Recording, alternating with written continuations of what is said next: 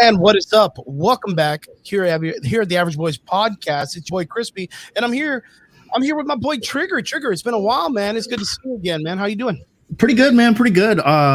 Dude, working a lot, man. Working during the weekend, working on Fridays mostly. So that's why the listeners have not been seeing me so much.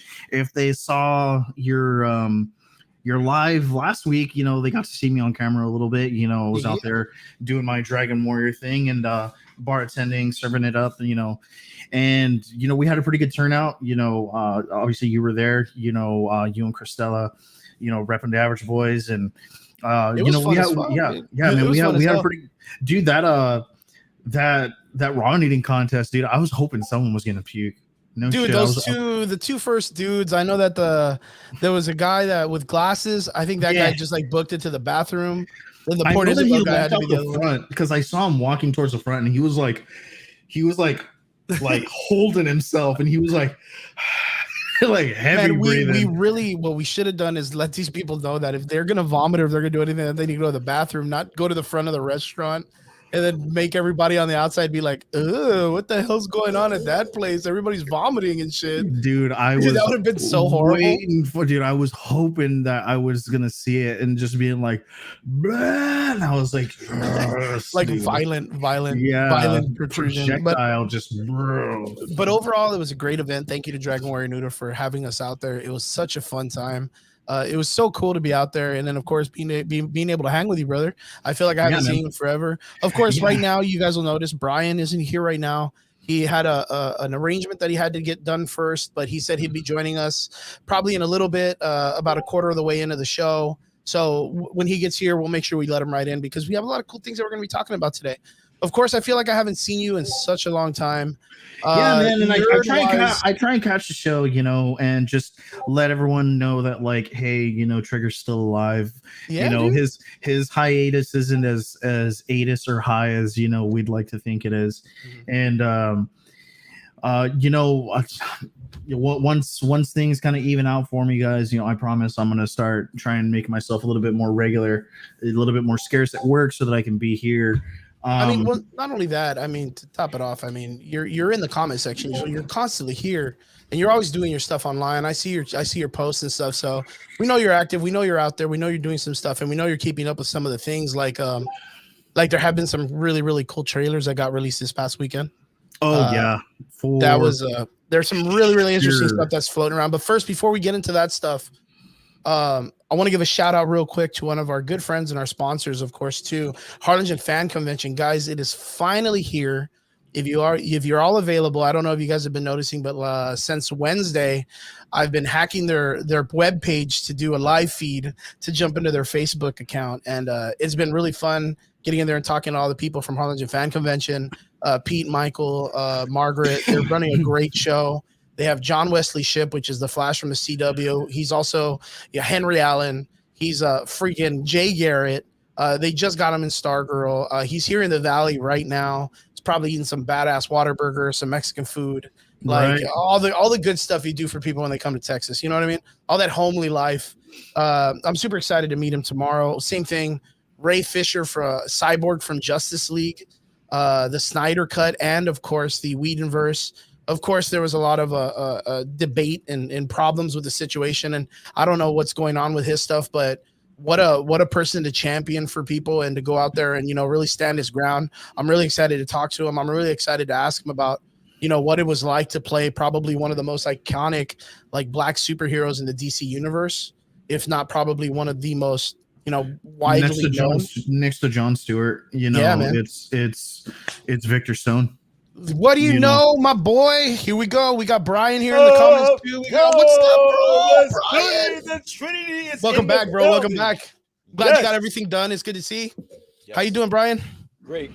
How you fellas doing? You guys looking beautiful, looking great. Yeah, moisturized and all that shit. The Dragon Warrior shirt. I like it. What's up? How's it going, brother? Everything's great, man. How's everything with you, man? Everything's good. Something that you don't get to see a lot here in the South Texas area. We finally got some sort of cold front. So 64 degrees right now, man. Was that like 60 degrees for you guys? Yeah, so for you over there in Jersey, it's like regular weather. For us over here, it's like everyone's in Eskimo clothing and shit. Yeah, dude. And for me, and like it's so funny because like, you know, I mean, granted, like in Jersey, it gets cold as fuck, right? Hell yeah. You know, in Jersey, but Jersey. yeah, but you know, like I lived in the Midwest, right? I was living in Kansas for a few years, and even, you know, intercontinental when I was living in Korea, dude, and it gets fucking cold, bro, like negatives, and I was like, this is cold. So Brian, how's your week so far, man? Yo, my week's been fucking hectic as hell, man. I just started my new job. Trying to get you know, acclimated with the schedule with that, and then just everything else. Like I moved into a new apartment, got my furniture, all that good stuff, all that good jazz. So you're in a new spot right now. Then you're not in the same from last week. It's basically a new spot. It feels like a new spot, yeah. Dang, man. So the poster behind you moved somewhere else. Yeah. Yeah, man. It looks exactly the same spot, man. You're good, right, dude? Good. I mean, like I dead ass couldn't tell. Yeah, I couldn't even tell, man. It looks good. Studio looks solid. So we haven't gotten to talk to anything really about anything yet. Oh, great. Right in time. Yeah, awesome. you got Trigger, I got a bone to pick with you, bro. And oh, no. I got a bone to pick with you, bro. Let's go. We'll get to it. We'll get to it. D in the comments, what's up, bro? How you doing? Yo, what up, D? Love you, brother. D, I hope you're going to get out at the Harlingen Fan Convention tomorrow, man. So maybe you'll be out there. Hopefully I get to hang out with you for a bit. But what's up? So, boys, let's talk. Let's dispute what's going on. Yes. So what are the things that we got going on today? So for sure, I wanted to ask you guys real quick. So we have a little voice chat or a little comment section that we got with our boy Robert that comes out in the comment section. He'll hook us up with a really nice little multi-chat. That dude is always up on news, comic, nerd news. Yeah, what a good dude, Robert. If you're out there listening, thank you so much. He also shared the page. Right, you know, no shit. Like Robert gives us like weird little insights, and like 95% of the time, I'm already like, yes, Robert, I know. Thank you. Yeah, like we usually get some updates and shit. He had you guys on fire last night, man. You guys were on fire. But man, every once in a while he'll drop a nugget and he's like, guys, breaking news. Oh, breaking news. And I'm like, oh shit, and get the fuck out of here. And what's cool like is he's always at all the films. Like what's been cool about in the past, Robert, we want to thank you very much. Like I think it was during one of the Jake Paul fights, like he actually like live fed us fights because we weren't gonna watch him. Like we were like, no, we're not gonna watch Jake Paul fight. Yeah, he was like, hey, just in case you guys are watching, jump on the DMs, and he showed us the fight from his DMs, and I was like, awesome. Damn, that's really solid, dude. Like good looking, man. Like that was really really cool for him. So like, and so like for us, I think it like. I mean, it gave us like a good 45 minutes worth of talking points, for that next show, because like all him and I did. I mean, all me and Chris did. Shit, it was probably like an hour that we actually talked about that, and we were just like, well, you know, Tyrone this, Jake that, you know, bullshit this, bullshit that, and we were kind of just like, man, fuck, whatever. These guys. We're gonna have another one of those conversations soon because it looks like he's gonna fight Tyson now. Yeah. I'm so disappointed right now and all that stuff. But like, it'll be actually does fight Tyson. Yeah. I'm gonna laugh. No, but like it's like one of those things. Like, I keep telling people like, for what Tyson's life has been, he's done a lot of it self-improvement over the last decade, and he really had to find himself as a human being to not be as violent in his culture and his lifestyle as he was when he was back in the easily available 90s. So he sobered up and he was doing a bunch of great stuff. Maybe, you know, he'll hit the pipe for the ganj a little bit, but nothing super crazy to kind of mellow out. I know that he found a love for taking care of like pigeons on the rooftop of his house or a place in New York City. Like there's a lot of good things that he was doing. And then my biggest thing was when he jumped into the Joe Rogan show. Like Joe Rogan was really patronizing him on like, hey man, tell me how much you miss that violence. Like, tell me how much you miss that violence. I mean, and you could see it in his face where he's like, I get it. All right. Like, yeah. But like now on the Logan Paul show, he's taking like handfuls of shrooms and he's downing that shit like right on camera just to do it. Like handful. He fucking straight up. You can watch the video. He grabs them and he just like, and he's just like, out of here for real. And he's like going through his teeth and he's like, yeah, I do this shit like nothing. And I'm like, bro, they're inhibiting his nature of psychology to go back to using again. You know what I mean? And now like opening up the idea of him fighting. That's not a bad thing because he has a love for fighting. But a lot of people don't know that psychologically, a lot of people in the sport go to it first because they have a need for violence. They crave this violent nature.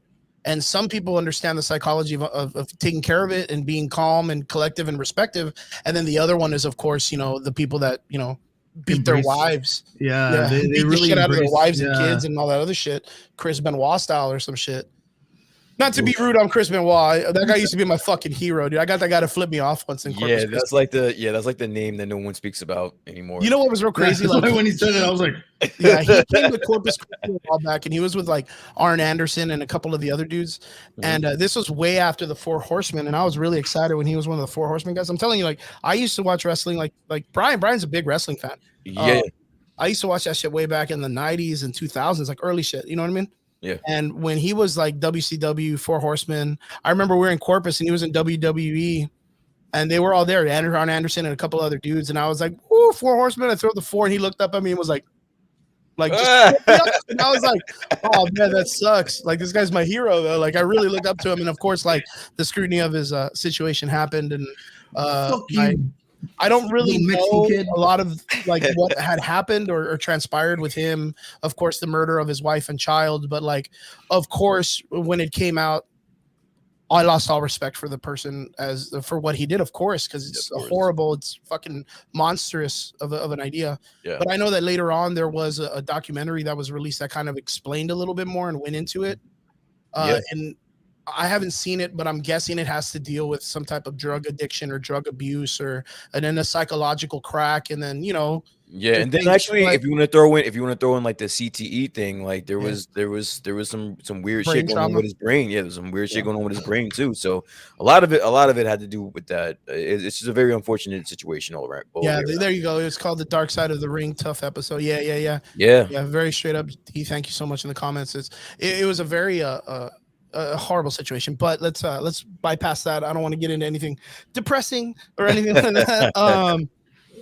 But straight up, this past weekend we were in the chat with Robert and of course you two, and I put up a picture that actually one of my MMA fighters, Adonis Alceida, shout out bro to Adonis, my bro. He sent me a picture of a toy and was like, "Yo, dude, this fucking toy ruined it for me."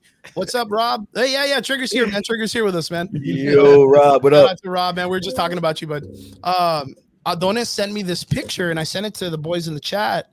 It's a picture of the toy for, I'm guessing, Spider-Man No Way Home. Mm-hmm. But there's 3 toys that are on the back of that. You know how they kind of show like a preview of all that series? Mm-hmm. There's 3 of them that they have not at all given us any spoilers or anything idea, or even an idea that these characters are even there in the MCU. And one of them, of course, I've talked about before here on the chat, here on the podcast, and it's my Hyperion of the Spider-Man universe. I keep telling people that Miles Morales is probably going to come out in this film.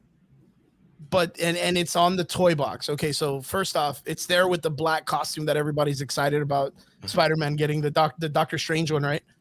The other 2 that are very Wilbur, I didn't know who the girl was, but I know Trigger. I know who she is. But Morlun was the other one, and that one was exceptionally crazy.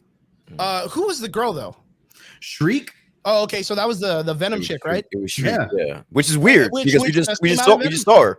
We just saw Shriek. Yeah, bitch is dead. Yeah. Yeah. So how's that work out? Exactly. So fuck, I don't even know. Well, okay, so we do understand that the multiverse is coming. We do understand that Sony, of course, has the Spider-Verse. So when they created the Spider-Verse with the Kingpin story, we know that leads up to the Spider-Verse, the web of the web one, the Webverse, right? Is that the one that when Morlun and all those guys come? The totem and all that stuff. Yeah, well, I mean, it's Spider-Verse. It's called the Spider-Verse. I mean, if I remember correctly, that's what it's called, the Spider-Verse. So the comic art that Morlun comes out in is the comic book of the Spider-Verse. He's kind of like one of the ultimate villains. They're like this like prestigious Victorian time family that goes around and literally eats Spider-Man in multiverses. Like literally like. So technically what they do is they eat totems, like totems of particular, like of particular animals. He just happens to be the spider totem. And every Spider-Man, you know, whether it's Gwen Stacy or Ben Kane or gotta go. you know, Gotta go. Yeah, They gotta go. They gotta go. You're a spider totem. They gotta go. Feed the needy, man. Feed the They needy. gotta go. Yep. But of course, like with the way the MCU and the way Sony has been running it, like there is no mention of any type of like Morloon or anything like that. First off, like in the comic books, like when you look at a character like Morloon in the first place, where he's wearing like the fluffy shirt, like Dumb and Dumber, and he's wearing like a gray, like almost like an Interview with a Vampire style, like vampire costume. Like at all, you don't see those type of people being a part of the Spider-Verse in the first place. What's up, Vince? Shout out to Vince. He's one of the cosplayers that's going to be guesting tomorrow at Harlingen Fan Convention. Thank you for jumping into the chat. He says, I saw the Morbius trailer again, and I think I saw the Avengers Tower. Damn, son. Now that's going to be a whole other conversation because the Morbius trailer is there's a lot to unpack. There's a hell of a lot to unpack just in one trailer. But what we're talking about right now is let me put that up real quick. The Spider-Man toy. The Spider-Man toy that they released for No Way Home has some interesting little Easter eggs that I think are going to be in some way a part of this thing. Now, if we get into this conversation, first off, I want to ask both of you. So first off, we have the idea that Morloon is a toy. And Miles Morales is a toy, and of course you said Shriek is a toy. Screech, right? And Shriek. But Shriek already came out in the Venomverse, where I still haven't seen the fucking Carnage or whatever movie. So and I miss much. She kind of gets like murked or something like that. Yeah, it's hilarious. How do you think Sony can pull it off in a movie that's coming up like this? There's already a lot going on in the trailers. How do you think they can kind of pull off like having like a Morloon and a Miles Morales? They can't, dude. They can't. There's no way. They don't have the manpower. I don't think they have the manpower to do it, to be honest with you. There's too much going on in this movie as is. Like, there's just no way. Triggs? I'm not going to say it's because they don't have the manpower, but they don't have the creativity to do it yet. Well, that's what I mean. Okay. Like, they don't have the manpower creativity to do it. Yeah, this goes off of the reason that I say that is because, like, you're going to introduce easily the most confusing thing in the entirety of comic books, which is multiverse. And you're only going to do it with two characters, Venom and Spider-Man. Yeah. Have fun.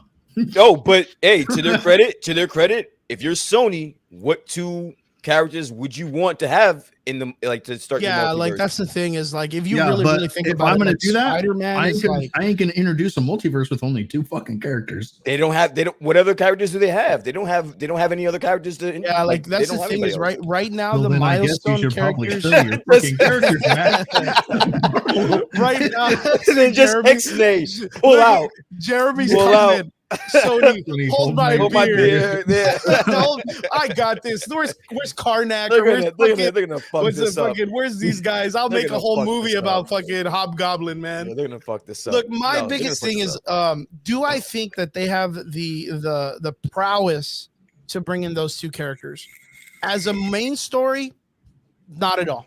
They have no footing, no credibility to be able to pull off the Spider-Verse Morloon storyline. What I do think they might do, though, and this is kind of on the whim, is I think that there's a possibility that there's going to be like a jumping through Spider-Verses like the way that they did in the CW Flash. And I think Peter Parker, Peter Parker, Tom Holland jumps through one of the portals, and it's that Morloon versus Miles Morales world. Like, and that's going to be reference to the animated Spider-Verse just done live action. Does that make sense? I would like, rather... and it'd be kind of like just like a oh shit, wrong place, and they jump out. You know what I mean? I would rather see that happen, but have them keep the animation where he's still like himself, but animated. No, himself as a human, but like in an animated world. Dude, like fucking Roger Rabbit. Dude, I would love to see that shit. Why the fuck not? That was all right, dude. All right, dude. That would be all right. Yo, I might be about that shit, dude. Chris, shut the fuck up. If you saw that, you would blow your fucking lid. Like, what the fuck is this bullshit? Yo? Dude, I would love that. He would flip his fucking lid. Especially if like Miles Morales and Morlun were like, dude, no, dude, I would lose my biggest fucking thing will mind, be dude. dude, they have Tom Holland there, and all of a sudden, like Spider Pig like lands on his shoulder, and he's like, "Hey man, how's it going?" I would be like, "Fuck, I'm walking out of this bitch, dude. I'm so out of here, Sony. Leave me alone." Oh my dude, God. I don't know. Like, there is a part of me that, like, okay, there's a really big cash grab. First off, the director said this is the end game of Spider-Man.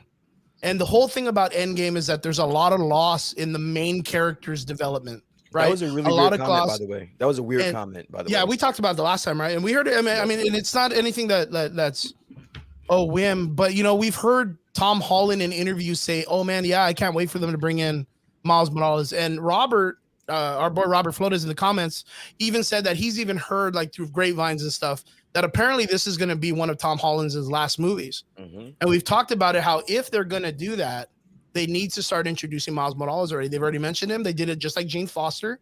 They just a little Childish Gambino. Hey, I got a nephew, you know, Miles, you know, he's just kicking it at home, but they never show him, and they didn't even do it in the second movie. So because it was, of course, in Paris or whatever. But like I said before, like this would be a very great intro because a lot of stuff is happening. So if you have, like, let's say it's opposite. Let's say it's all the three Peters, right?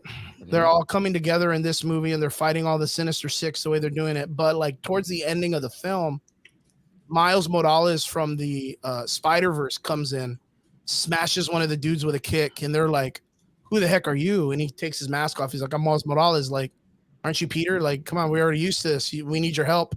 You know, we're gonna make the Spider Patrol or whatever. We need to stop Morlun or whatever." And then it goes to like a weird, like open shot of like a portal opens up, and it's all the Spider-Men fighting all the different characters of the Morlun guys or whatever, the family. Like, it would be kind of interesting. Like, if Sony did some shit like that, I would be like, "Oh fuck, Sony is whipping it out this time. Like, they're really balls out, dude." I kind of want them to stay the fuck away from the Enter the Spider-Verse. The Spider-Verse, and yeah. I want them to don't touch that. They already have another one coming out. It from what I heard, And it's good. It's probably gonna be fantastic. fucking great. Sony's done an amazing job. Leave it the fuck alone. Don't fuck with that.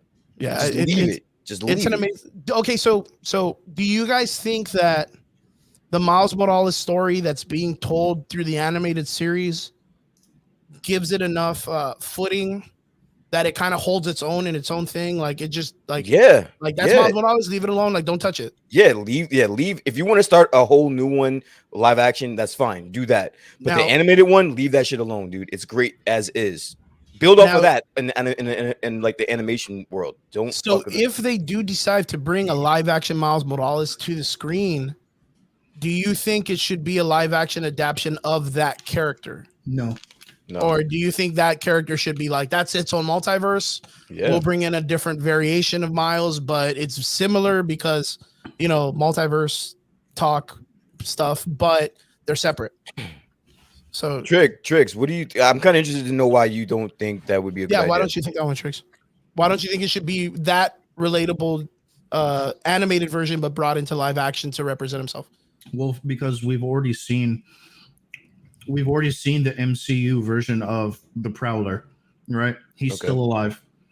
So bringing in Miles Morales from the Spider-Verse is going to take away from a huge character development of that death that he had to witness. That's his Uncle Ben. And then on top of that, because that essentially is his Uncle Ben. That's where he comes to grip with okay, this is who I am now. Like, this is like what I do. This is like where I'm going to go. This is a path that's been set before me. So you take that away and you thrust him into the MCU. You're kind of taken away from that because you're no longer having that anchor anymore. Yeah, that's a good point. I didn't really think about that. Why not retell that story if you're going to at all? Instead of just having, Miles Morales, they could have easily done showing Miles as like a fucking, 10-year-old kid. Yeah, they could have just 8-year-old kid, reference that he's like an 8-year-old kid right now. Because you will have to remember, Tom Holland's Spider and like Peter Parker, he's only like 16. He's young. Right, he's young as fuck, dude. He's really young. He's only like 16, 17, right? He's probably just going to be a senior right now. And that's because he got he's too. Like the beginning of his career does not even state what like he is right now. This is the true beginning of his career, where you see Tobey Maguire and Andrew Garfield's. These kids are, granted seniors already, 17, 18, but, they're like already in college and stuff like that by the time, that like some of their bigger things happen. And somehow or another, like weirdly enough, they're prodigies with their powers, as opposed to like Peter having to figure it out the entire time, which is why I love the Tom Holland, Spider-Man, because he's still figuring out a lot of things. A lot of stuff. Hey, we got a good comment question from Vince. He's asking do we think by chance there's going to be any chance of having a Spider-Gwen in No Way Home? I think it would be way too early for that character. Anything is possible. I kind of feel like it's a good question. How are they going to be able to do all of this? Yeah, like that's the thing. Like that's where I'm kind of on your side with this, Brian. Like there is a lot of stuff that's already going on in this film. There's a lot of stuff. I don't think it will. Yeah. They can't get a Venom. They can't get a Venom, a standalone Venom movie correct. Yeah, that's true. How are they going to have this many new characters? We do have to remember that the Spider-Man franchise is very disconnected, because even though Kevin Feige does have some type of say-so in the Venomverse, because it is kind of like before, when the Venom movie first came out, like he didn't have a say-so. And then in the second movie, they had a director, and I think he failed. And Anthony Sykes, or what's that dude's name? Andy Sykes stepped up to finish. Yeah, Andy Serkis, the guy that plays Golem, stepped up. And I don't know about you guys, but he doesn't look like he reads a lot of comics. It looks like he fucking acts a lot, but he doesn't read a lot of the comics. So for his opportunity, I'd have to give your chops, to give him a little bit more chops. The reason that I say that is because, like, very much like with Joss Whedon and stuff like that. I mean, that guy reads comics, and he fucked up his movies. Yeah. Fucked his movies. Yeah. Well, I mean, I'd have to really say that, like, with what was given to him, I'm sure that he may not have had a lot of directional like leverage to go in a certain way. Now, I mean, obviously, I'm not in the boardroom. Yeah. I'm not in the writer's chair. I have no insider information as to any of that. But when it comes to the Sonyverse and the Sony standalone Spider-Man mamadas or whatever, you're gonna see a lot of things being thrown at you, because we have a Silk coming. Okay. Yeah. We have Kraven the Hunter coming. Yep. Cool. We have Blade coming. That's cool. I mean, we have, but granted, Blade is going to be an MCU title. Like, that's an MCU. Yeah, that is an MCU title. Yeah. But we also have Venom coming to the MCU. Like, that's all been but confirmed. Yeah, I mean, it's pretty self-explanatory, the way that the ending was in the credit scene and stuff like that. And since he absorbed Carnage, then for sure Carnage is going to be in the MCU also, right? And that just makes me so mad. Like, what the fuck, bro? Like, you left the last Venom movie on such a what the fuck note that, like, what do you do with, like, you? Well, I mean, but this goes off of the aspect of what we were talking about. Brian is like 100% right, because I know you haven't watched it, but like, bro, I mean, I don't want to spoil it, but you can't spoil it for me. Sony spoiled it for me a long time ago when they made the first movie. I was so disappointed in that movie, dude. And you know what? And that was my own fault, because I hated the first Venom, but I gave them a chance. I gave them a chance to get this one right. See, I actually liked the first. I could not stand that. I actually did. I was like, I fell asleep on the chase scene, dude. I was like, okay, cool, and then and then the second one came out, and I was like, yeah, that happened. I think I was it was an episode right before the movie came out, and Brian asked me the greatest question ever. Do you believe Sony's got this? And I was like, fuck no. Like straight up, fuck no, dude. Sony, do you have any? What did you ask me? I was like, do you have any faith? Any faith in Sony? And I was like, nope, not at all, dude. None, zero, zilch, nada. I had no faith. And he was right. He was right. And 100% I was right. And the reason why is because Sony's more of a cash grab company now. The problem is of course, is what we're talking about. Venom is kind of like a standalone. It's very much like Morbius, which is why I'm not excited for Morbius. And we're going to talk about that too, dude. I'm more excited for Morbius than they probably did. Okay, look, my idea of Morbius is kind of like the way they work with like a Nicolas Cage nowadays in movies, where they just probably tell Nicolas Cage, look, just go walk around and we're going to videotape you for a weekend. And then they make a movie around him just being his normal self. I think that's just Jared Leto on a whim. Like he just acts like a vampire 90 or 80% of his day, and they just fucking videotape him in different environments like that. They just had him walk around a green screen and act like his whole like fucking cult self, and that's what they're gonna make Morbius out of. But no, you know what? Jared Leto is a good actor. I have a lot of faith in his acting career. I think he's very, very good at what he does. Can he bring him to life? Yeah, man. I think he can bring Morbius to life. Can I ask you guys a quick question? Yeah. All right, this is offbeat. What did we had some questions though, but go ahead. Before that, what do you guys think of Jared Leto's Joker? Trash. Well, I mean, Chris, fuck. So okay, this is a very hard one because not for me. I don't ask easy questions, man. Jared Leto in the trailers, and this is what you told me when they clickbait us with trailers. Yeah, man. He came out in that trailer and he's like, "I'm gonna hurt you really, really bad." That Joker looked amazing. Like the way he portrayed that role, the way he delivered that line was good. That was the highlight of his Joker. No. And then no.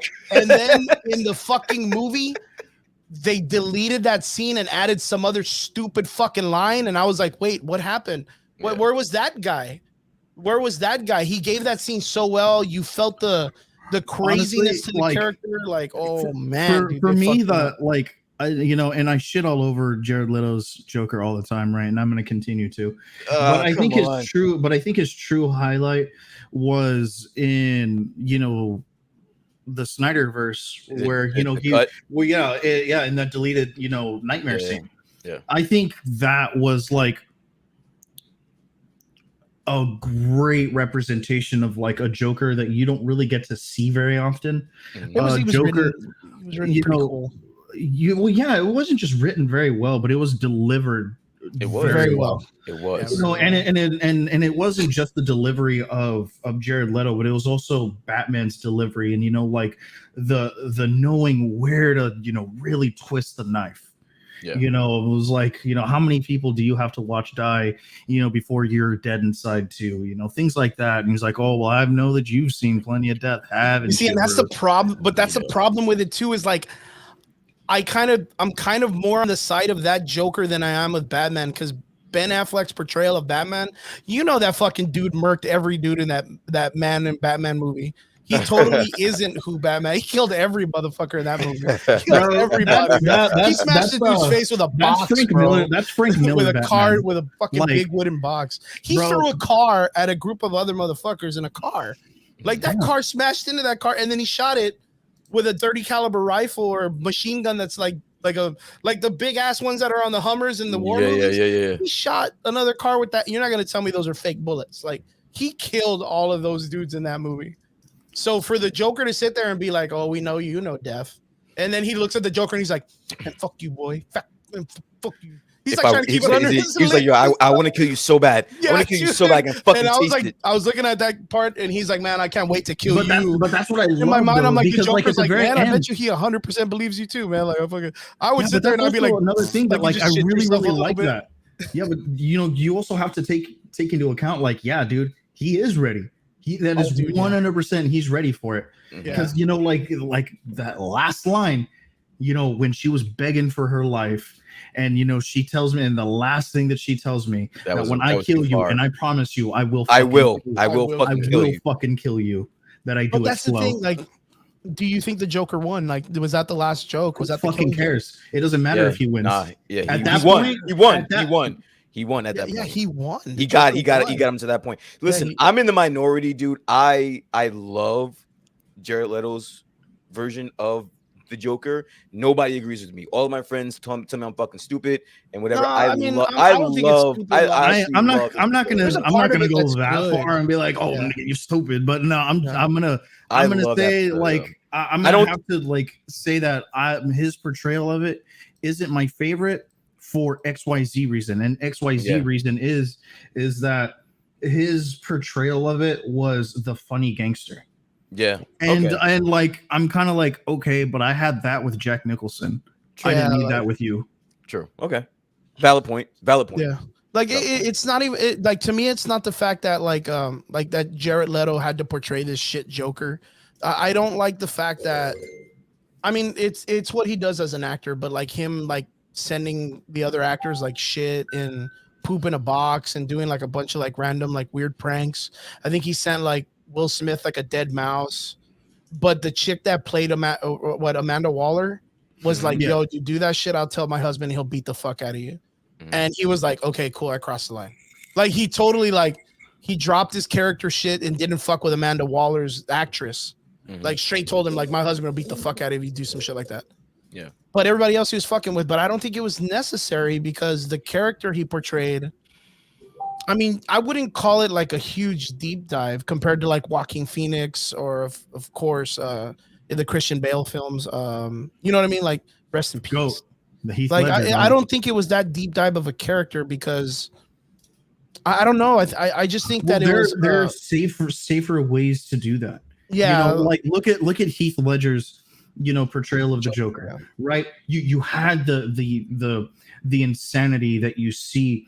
Yeah, and that's what you got out of Jared Leto's Batman, like Joker in Justice League. That's that little small snippet was more of that than that's all where the other Joker. Like I win because you killed me. That's where I win.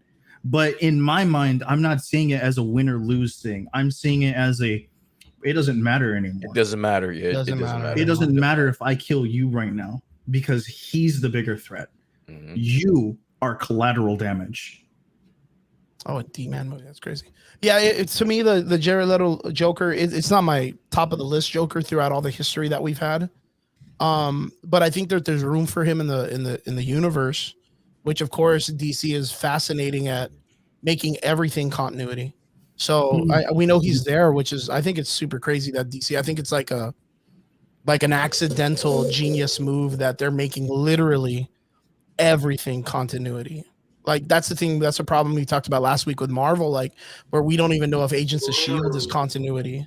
You know what I mean? Or the Netflix shows. I've read that Kevin Feige has kind of like offhanded remarked that no, Agents of S.H.I.E.L.D. No, it isn't. And the reason being is because he was not for it whatsoever. He was like, fine, make the fucking show. Yeah, but leave me alone. He's like, but you're gonna fuck my stories up if you make this continuity. And they were like, so Hydra, Shield, so they still went with it. And he was like, I fucking told you, don't do that. What'd you do? You did it. You fucking did it. Well, guess what?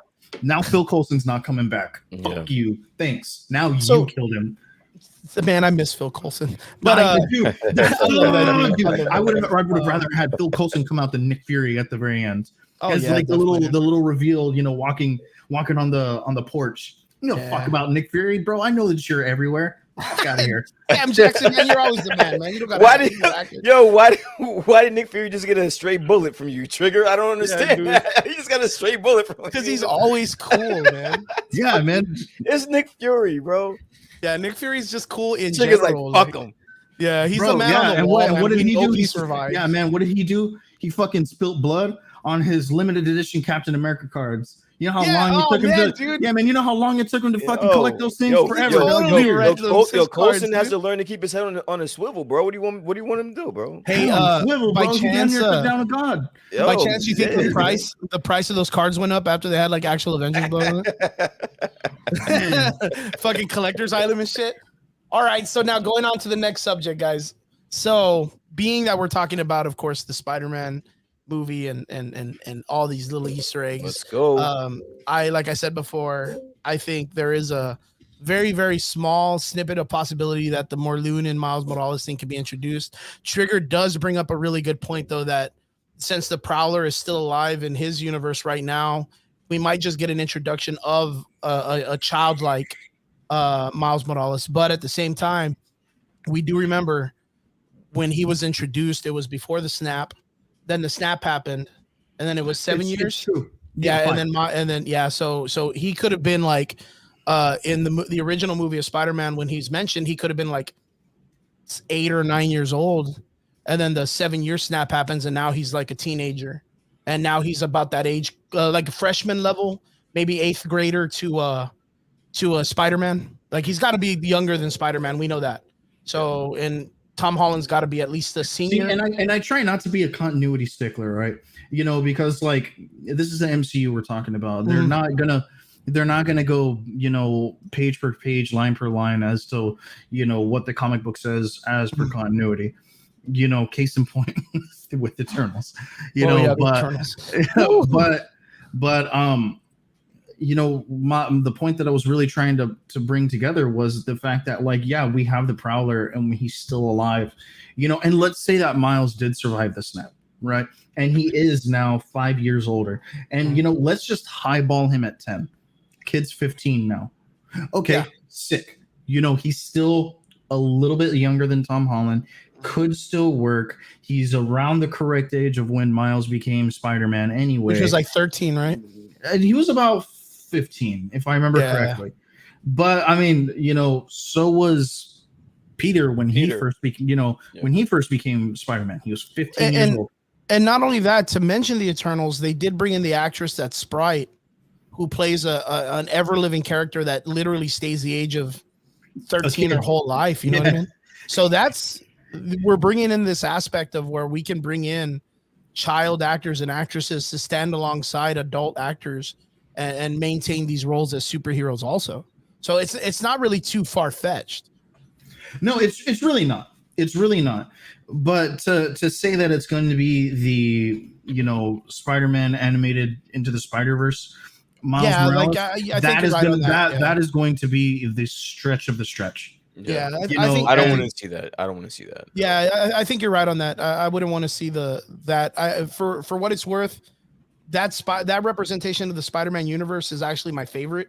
Yeah, it really is. Compared to all the Spider-Man movies so far, like the Spider-Verse is. Don't. Yeah, I mean, my wife knows she could be like, "Hey, I'm gonna put on Into the Spider-Verse." I'd be like, "Sick, pizza," you know. So I'm hanging out.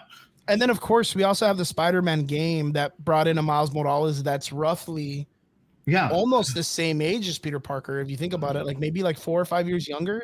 Yeah, probably. Yeah, you know what I mean. Probably like, around that. You know, like Peter's probably in his early to late to mid 20s. 20s, you know, right? Yeah, because I mean, he's already kind of developed in the Daily Bugle, and you know, he's already been an Avenger. You know, things like that. You know, this Black Cat is still on his nuts, so you know that he's had his career. Yeah. You know, this isn't like Uncle Ben just died like, you know, a year ago or something like that. Yeah, it's very familiar with the Ultimate Spider-Man verse, where Spider-Man was almost like the celebrity hero, and then like he gets murked, and then Miles has to kind of pick up the slack, and no one knows who he is, kind of thing. Yeah.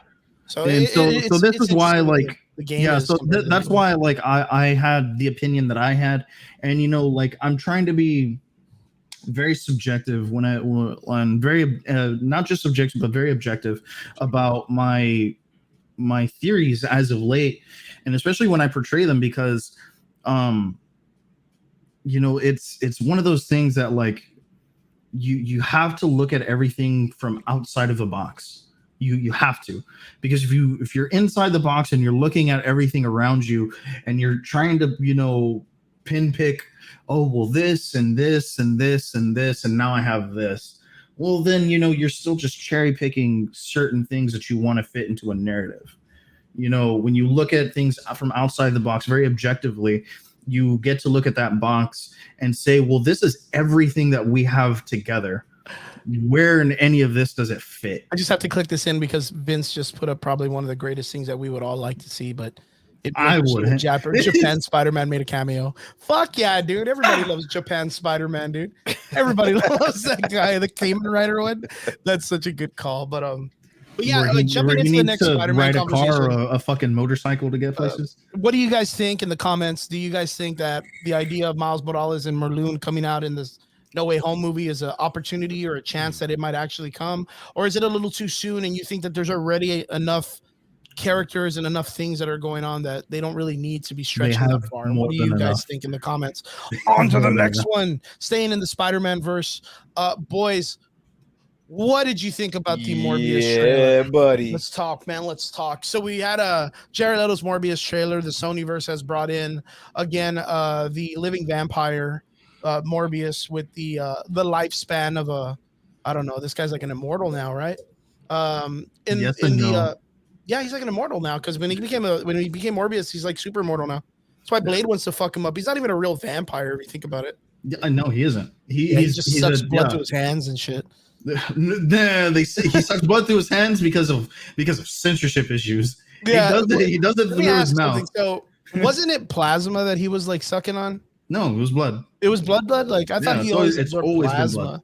I thought he was always like one of those like needy. No, because in the Spider-Man TV show, because of censorship issues, that's where he was like they did it to his hands. Yeah, plasma. He's just grabbing people and just sucking plasma out of them. Yeah, he's taking their blood in and bringing it back out like a plasma center and shit. It's like a blood transfusion and shit.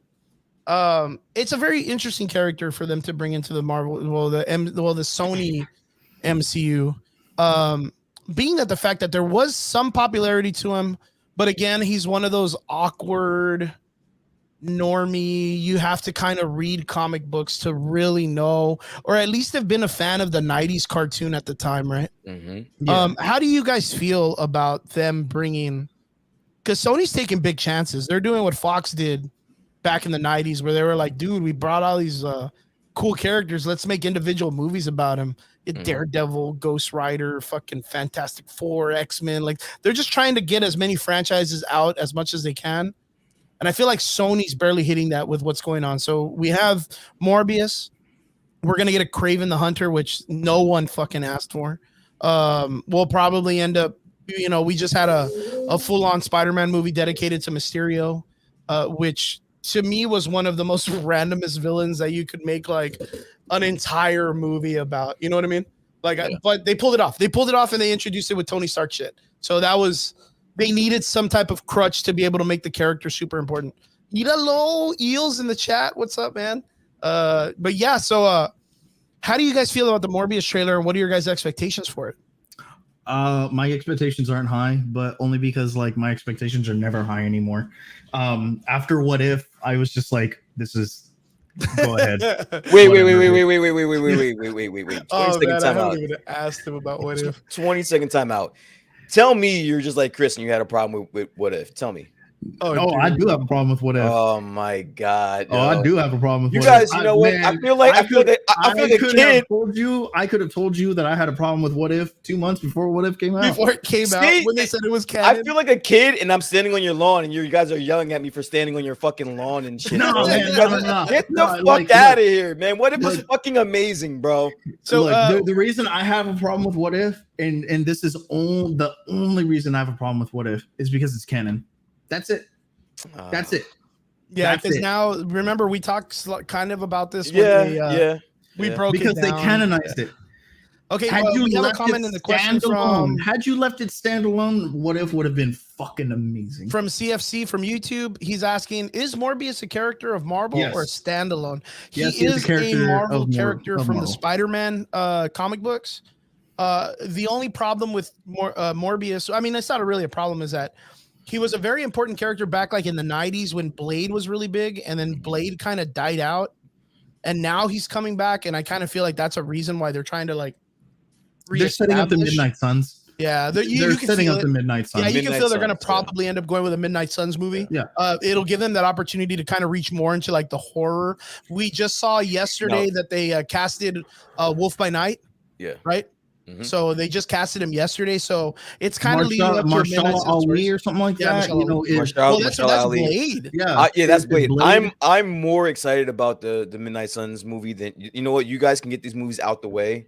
I don't really have any faith in the Morbius movie. I hope they do justice by the Blade movie. But to be honest with you, I just want to get them out the way so I can get the Midnight Sun movie. I kind of feel honestly, like I really want to see the new Blade. Like, I want to see like some development for the new Blade movie, only because like, you know, the Wesley Snipes one was fun.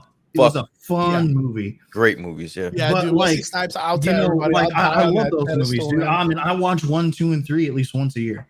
Yeah, you know, they're great movies. If you're out there and you don't think the Blade movies were all that great, remember that the director found Ryan Reynolds there and told him he needed to be Deadpool, that he was born for it from the Blade movie, from him playing King, right? Hannibal King.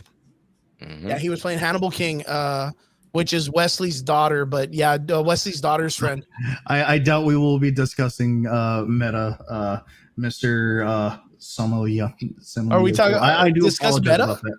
Right, like the metaverse? No, like Meta, how Facebook's changing, you know, into Meta. Oh, that's an interesting subject. I mean, we'll probably have a conversation about it maybe in a week. We like to talk about tech, but right now we have some really cool comic book news that we're covering. But thank you so much for that. We'll consider talking about it. What I'd want to talk about is the barbecue sauce behind fucking Mark Zuckerberg that's in the background, just on a fucking on the shelf. This is human behavior. Yeah, hi guys. I had barbecue sauce. And someone told me this. They were like, "Yo, bro, that barbecue sauce. He's not sponsored by that barbecue sauce, and he ain't got no fucking kids." So that dude, I have human interactions. Barbecue on the shelf. I'm human.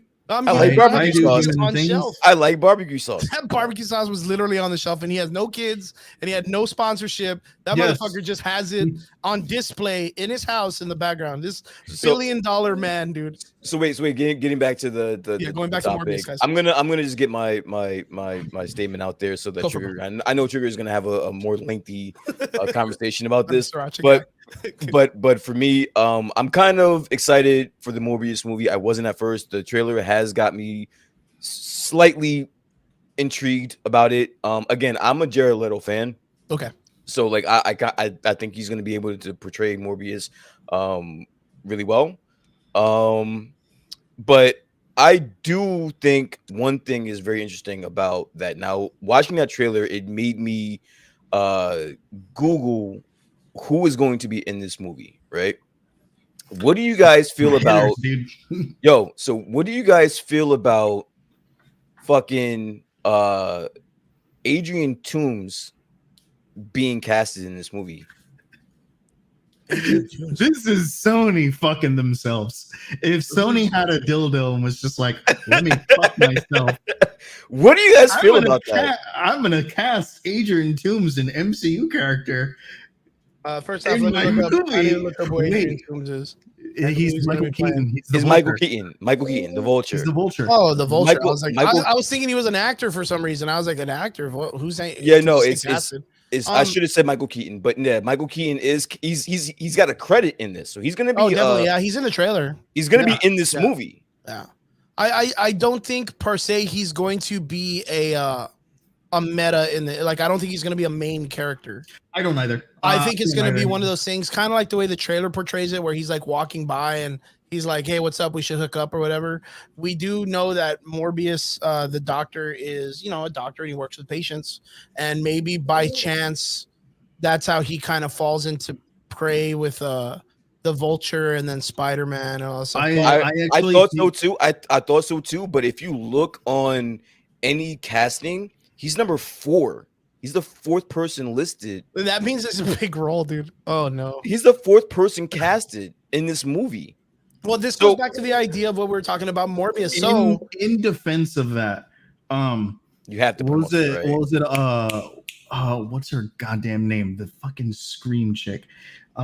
Screech. Banshee. The Party of 5 chick. No. Oh my god. Hold on. Is it from Spider-Man? Drew Barrymore. Okay. Was like the third. You're talking about the scary movie. She was in the movie for like 2 minutes. Like 2 minutes. You're right. Okay. So let's kind of put that into perspective and say like, okay, I think the reason that he is 4th on casting is because he is a big name for the MCU, and he is going to play a part, however big or small, he's going to play in Morbius. Now, I think that the interaction that they have is not him as a doctor, but it's him as an inmate. Because if you see him in a jumpsuit. He's in a jumpsuit on more than one occasion. One when he's running by the Spider-Man poster, the murderer poster, and then when you see him again when he's flying through the fucking through the chains in the subway. Yeah, I think it's gonna be more like he's a gonna break out cameo kind of thing. But also, in defense of this too, I really don't think Sony has enough faith in Morbius to really carry the franchise, and knowing that the growth of Michael Keaton in the last 4 years because of the Flash movie, and then them talking about him and him coming back into the forerun of acting again and portraying these superhero characters, I think Sony's looking at the cash grab to have Michael Keaton's name in the credits more. Yeah, no, yeah, because I mean, don't get me wrong. We talked about this before. Jared Leto, great actor. But knowing that Jared Leto and Michael Keaton are in a film, and then knowing that Michael Keaton's doing the Batman reprisal in 1980s Batman for the Flash and all this stuff, he has traction right now. And to know that he's a part of that franchise and he can just pop in, say a couple words and act kind of witty, and knowing that he's part of Spider-Man is cool. But again, Sony then wrote themselves into a big fuck up because there's a bunch of Easter eggs to literally all the Spider-Man in the trailer, which is okay, cool. Like Andrew Garfield Spider-Man, fucking Tom Holland Spider-Man. Trigger said Tobey Maguire Spider-Man. Every one of them is mentioned in the trailer, which doesn't make sense if it's not part of one big solid universe. You know what I mean? Yeah. So I don't know what it is. Even with the fact that when Venom was released and Sony did not have the rights to use MCU properties in it, they kind of made it a standalone. He's in San Francisco, no one's around, never mentioned Spider-Man. Oh, there's all this stuff. This one's having a little bit more freedom with that. How do you guys feel about that? What do you guys think is going on with all that? Because there's a lot of random Easter eggs in it. Honestly, I don't know. I don't know what's going on. I have no idea what's going on. You saw a lot of that stuff, right? You saw a lot of the backup stuff when it came to I mean, I don't know if you guys got to catch it in the trailer, but I kind of feel like Sony is having a lot of freedom to kind of just grab at whatever they can to get fans more involved. But it's getting us. I'm not going to say that they're grabbing at whatever. I think they're grabbing at any Spider-Man IP that they can get their hands on right now. Yeah, like Mythos or something that they can legally. Yeah, right? And so the reason being is because they still have the rights to Spider-Man. Now, what everyone doesn't really understand sometimes is just because you have Spider-Man, it doesn't necessarily mean that you only have Spider-Man. You have everything that's connected that's connected to Spider-Man. So Ben Reilly, Kane, Kraven the Hunter, Scorpion, Doc Ock, his rogues gallery, and then his extended rogues gallery, and everyone that's connected to them, and everything that was built from the Spider-Man mythos. So Silk, Madame Web, Gwen Stacy. Yeah, but there still has to be some type of work alongside whoever owns the property rights to the other side of it, right? So that's the thing. They already own those rights. So it's more of a leasing sort of thing. As it is, they've only leased essentially these rights, right? Yeah. Right now Marvel is kind of just playing the waiting game and just go ahead, fuck your universe up. Yeah. And they will. And they will. And they will. I think eventually Sony will. They're going to write. But here's the thing. Sony's also playing the smart move in saying, well, we now want help. Yeah. Cool. Fine. But because you want help, you now have less time with your characters. You can produce anything you want. You go right ahead. I Spider-Man think comes out in John 6 asked a good weeks. question. He asks, "What does Sony still own in the Marvel universe?" Spider-Man. Sony still literally Spider-Man. owns the Spider-Verse. Yeah, literally like the Spider-Verse. Spider-Verse, yeah. So, And anything being Quite a bit. what it is, the Spider-Verse is still pretty big. Yeah, it's pretty Yeah. big, yeah. It's a big impact on the whole entire Marvel universe. So, Mhm. and the thing is like now I think with, of course, the success of the first Spider-Man movie. No, when not Far From Home. No, what was the first one? Home Run. Home. He said home run. Yeah, Home Skillet. Home skillet. Yeah, Home Skillet. I forgot the first. That's Spider-Man what it was. movie. It was home skillet. Yeah, that would have been great. Home I would have Skillet. totally saw that movie. On Do you guys think that the Feige MCU kind of fucked themselves by having so much Spider-Man like involved in their MCU? Like now, do you think they kind of fucked themselves? Well, yeah, because when they did that, Spider-Man, of course, rejuvenated in popularity. Sony saw the popularity and was like, "Cool, we're gonna make a Spider-Verse now." Like Marvel can have theirs, but we're gonna do Spider-Verse, and everyone was like, "Joe, no, man, Sony, what are you doing, Sony?" I'm not too worried about that, and reason being is because like whatever happens, Marvel will just essentially come and say like you can't do that. Well, I own the rights. Well, it doesn't matter. It's still my property. You're just renting it. Yeah, and the other thing is too is Disney's cutthroat and Marvel's getting there too. So what they did to the X-Men in the early 2000s when it came to cutting them out of toy sales and comic books and literally like removing the X-Men from the MCU like literal like plane of existence, they'll just do the same thing to Spider-Man. Like especially like I don't think that they're going to do that to Spider-Man because Spider-Man is already too big of a selling point. That's my point. He's a huge selling point now. He's a huge selling point. It's like massive. It's like commercially, fiscally, and financially, massive. It was the dumbest thing to try and remove Spider-Man from the MCU. I do not think that Spider-Man is going to leave the MCU. I'm gonna say that right now. I don't think he's not going to leave the MCU. Yeah, and that's why I think the Feige MCU is fucked. I think the major rework will happen of his character. No, now, but then that at major the same rework time, will come now. But that major rework can come in a lot of different ways. Yeah, man. Yeah. But the thing is like they own the Spider-Man image and franchise and some of the characters that they can use because they own that right alongside Marvel. But if you can find a way to kill off Spider-Man, bring in a new character to substitute him, Miles Morales / then you don't have to worry about the Peter Parker franchise anymore. That's still Sony. And no, well, it's different because they did not buy and they don't have the rights to they do, right? Yeah, for Miles. Man. That's still Sony, dude. They're but fucked. I think they kind of like I don't think they own like Into the Spider-Verse because into the Spider-Verse, right? Because I know that Miles Morales centric story.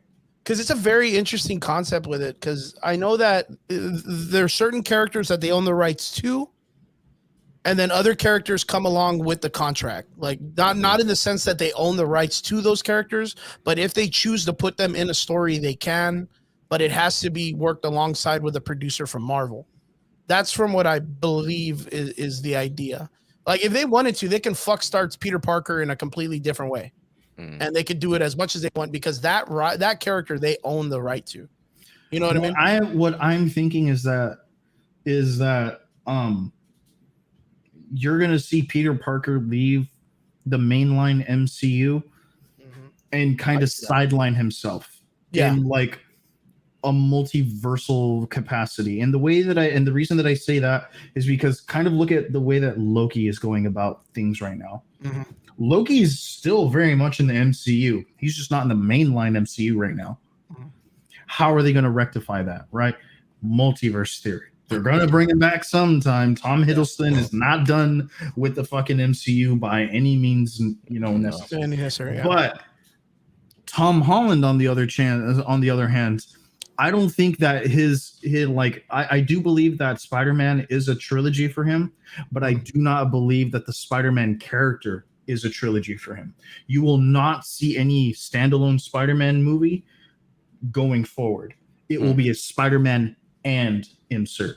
It will be Spider-Man with insert. Yeah, Spider-Man they're gonna have him mentor associated with with the character. insert. Yeah, Yeah, it won't be that's like a why, solo. and I think that's what Tom Holland was really saying, like really trying to like hint at, with what was going on, because Kevin Feige has already openly stated, like, everyone thinks that he's leaving the MCU, and we're not going to put people through that emotional roller coaster again. And to be completely honest, Kevin Feige isn't the one who saved Spider-Man from leaving the MCU. He isn't. Tom Holland is. Yeah. Tom Holland made, he fucking drunk called everybody, and he was like, "Come on, guys, let's fucking work it out." It's a fucking great move. Yeah. Fucking dude, did the ultimate, he showed that he was emotionally he did the ultimate character. Chad drunk dial, and yeah, he probably worked. I mean, for what it's worth, he really loves the character and stuff like that. But going back to the Morbius character, I really think that Sony, for what it's worth, Sony is just doing the origin story for the characters that they're going to go into creating more of the Sonyverse, of course. I agree. So they have to kind of bring in these characters. Of course, they're going to be making a movie that no one asked for, Kraven the Hunter.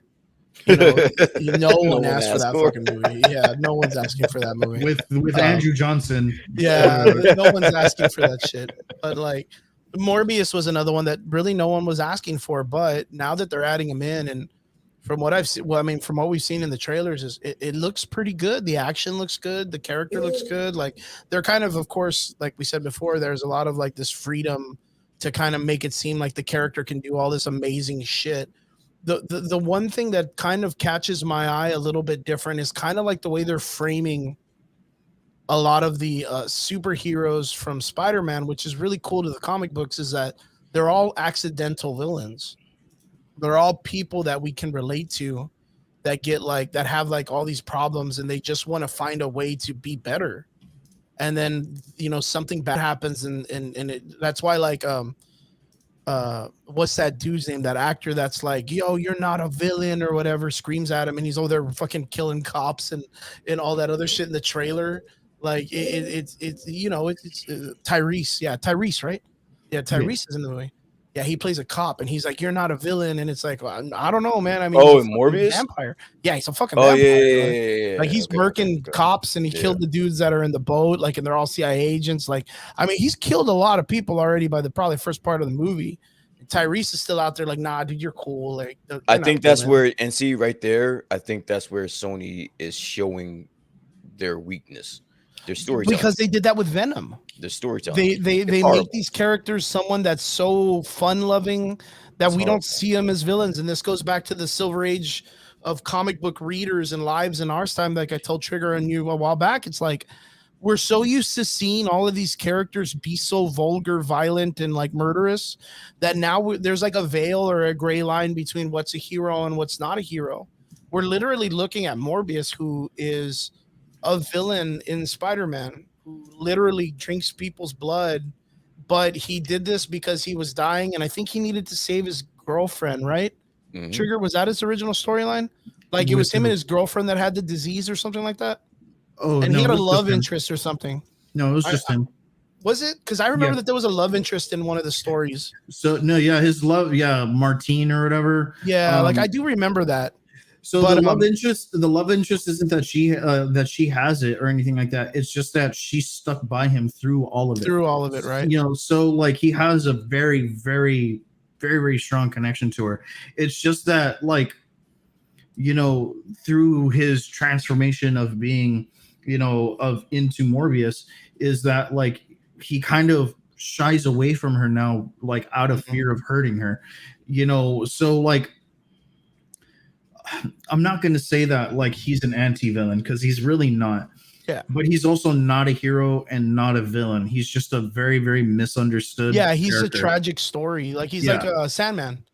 Yeah. Yeah, he's like the Sandman character in Spider-Man 3 with Tobey Maguire. Like, it's not like he's a villain, but he's just has bad consequences that happened that made his life suck. But yeah, I just I'm kind of getting tired of those storylines. Like, I just want, like, it was almost refreshing to have like those Thanos characters come in and be like, nah, dude, I'm just here to just fucking do gangster shit.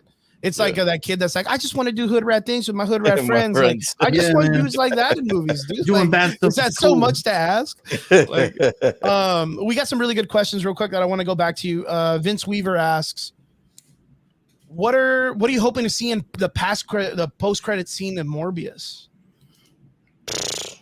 Yo, straight up, if you want my honest opinion, fucking Blade. Like literally Blade or Punisher. Good call. Yeah, straight up Blade or Punisher. If it's Punisher, even better. But Blade, if you could see Jonathan Bernthal come back as Blade or as a Punisher. Yeah, like that would be John Bernthal. It would be so badass, dude. Because then you know that eventually they'll bring Blade, Punisher against Morbius with Spider-Man. And I think that's way too much for Tom Holland to handle. Like that's too much manliness, too much alpha in one fucking room for Tom Holland to handle. Guys, what about you? What do you guys feel would be a really cool post-credit scene for Morbius? I don't know. To be honest with you, I can't even get past the fact on them being able to, that they're making Morbius and they're going to be able to do it justice or just make a good movie. So their post-credit scene is probably it's going to be epic. Whatever it is, it's probably going to be better than the movie itself. So I don't know, man. Just give me something. At the same time, it's really hard because like I said before, you have to be a really big reader of old school Spider-Man to even know like what Morbius's storyline is. Like right off the top of my head right now, I ain't gonna lie to anybody. I'm be like, dude, that guy just sucks blood. Like that's all I know about him. Yeah. And he just goes into fucking New York City one day and Spider-Man's like, oh shit, a vampire. I gotta stop him. And then they just punch each other and that's it. Yeah. And then Blade shows up on a bike that can climb on buildings and shit. Like that's literally all I know about Morbius. If anybody comes up and they're like, oh, do you remember this? No, I don't remember any of that stuff. I think the only one that makes sense would be Blade, right? Like he would be the only person that would come out in a post credit that would make sense. Anybody else, it wouldn't make any sense. It'd be a little off, but unless they're gonna do like my other opinion would be, maybe that's what they're gonna do with Kraven. They're gonna have Kraven hunt down Morbius, and then Spider-Man will have to be the middle guy between both of them to try to stop both villains per se, because you have a dude that's like illegally poaching. I don't know. I don't even know. Like, I don't even know what Kraven does that's necessary to have a movie about him. Really, he's just a hunter. That's all he does. He just hunts. Sony is so fucked, bro. They're so fucked, dude. I think the Rogues Gallery of Spider-Man is just such an interesting, like you know, like, that, really like, gotta know some shit to like fucking write about him. You know, some Shakespearean shit. So for anybody who really likes Doctor Strange or not Doctor Strange, Doctor Who, knows that Matt Smith is, in the movie, and Matt Smith don't take fucking, little roles. Little roles anymore. So you know that his character is a very, very important character. And if you read who he's playing the villain. Oh, hashtag Kraven or what? No, he's playing Hunger, Loxus Crown. I don't know what that is. What is that? I ain't gonna lie. I'm telling you, Brian, I ain't gonna lie, dude. These are characters I'm like, I don't know. Loxus Crown is basically if Morbius just did it for the lulz. What does that mean? I don't even know what that means still. So Morbius became what he is out of necessity. He just didn't want to die, right? Yeah. He was gonna die, and he was just like, you know what, dude? Fuck it. Flip the coin. Fuck it, fuck it. Let's do it. Yeah. Let's see what happens. Yeah. Loxus is just like, let's do it. Yeah. Let's do it for the funsies and see what happens. And so when he gets the power, when he gets the same powers and stuff like that, he's like, this is awesome. Let's fucking go. So he's like more of the villain we want rather than the villain we need. No, it's more of the villain that you think you're gonna see. I mean, that's cool. I mean, like I said before, like I'm not gonna play no one's harp. I have no idea who that guy is. I know who the actor is. Yeah, and that's just like one of those things where, like, I mean, I'm not gonna sit here and be like, bro, me and Morbius, like, Morbius were fucking bros. Yeah, dude. I go back with Morbius 20 years. Negative, dude. No, dude. No. That's gonna be our extension of the Eternals in about fucking 40 minutes when we're talking about 10 minutes. We're talking about the Eternals. But the other question is, what if Sony MCU uses a different Spider-Man, Scarlet Speeder, or the Amazing Bagman? Would that be a popular or useful? I mean, we'll probably see a lot of those type of characters when they kind of dig more deeper into the Spider-Verse. So yeah, what if the Keaton scene are the post-credit scenes. Maybe. I mean, that might be an option, but Michael Keaton already I don't did a post-credit scene. I don't think that they're going to do that, but I actually think that they're a little bit closer than they realize. I think that the post-credit scenes are going to be very Adrian Toomes-esque. The other one we got was I wonder who Black Cat's going to be, because Morbius Black Cat does exist. That's a good question. I don't really know who they're going to choose yet. They haven't really said anything. And then Vince put, it would be funny to see Vin Diesel make a cameo in Morbius from Fast and the Furious crossover.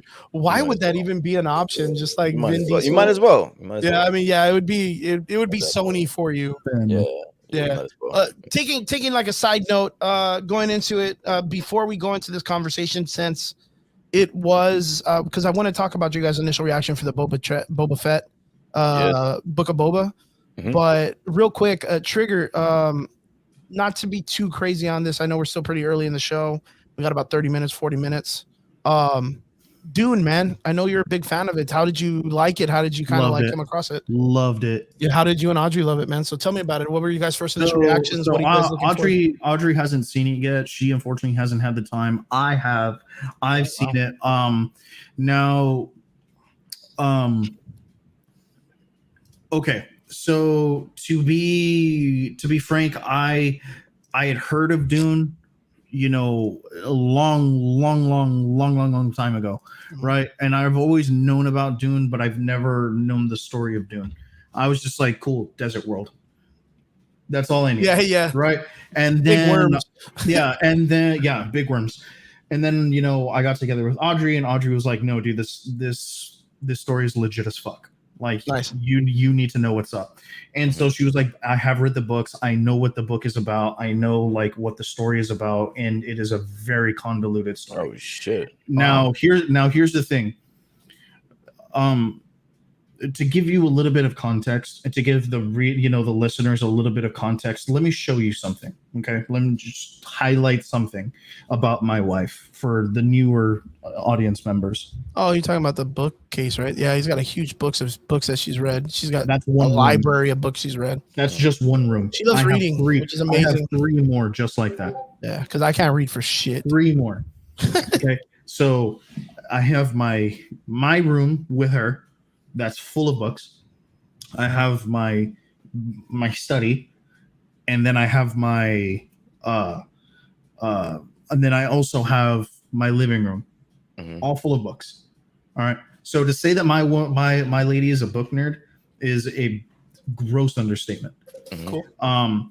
So when she was like, "You really need to get into this story. I really think that you would enjoy the story." So for 2 solid weeks before the movie came out, I did gross amounts of research from each character, their backstories, where all of their backstories led to the overall story, what the overall story was about, what the story's underlying message was to the world that it was being presented to at the time, which you have to remember, this book came out in 1963. Yeah. The first movie came out in 1984, but was supposed to come out in like 1978. You know, like the first person that they that was going to do it was this guy named Jodorowsky, and that guy's vision for Dune was fucking stupid. Oh, think of like a mushroom bending, coke snorting. Just all right. Rip. Now we're talking. Yeah, that just sounds like Willy Wonka. Now we're talking. Yeah, and with like a sprinkle of Willy Wonka. Yeah, I fucking love it. He wanted Salvador Dali to be the emperor. That noise. Salvador Dali would have been a wild ass actor to have in that movie. I was just like, he was a really coked up artist at the time. Yeah, I was like, okay, no, this is stupid. Then, was it David Lynch's Dune came out in 1984. My biggest problem with David Lynch's character, with his portrayal of it, was that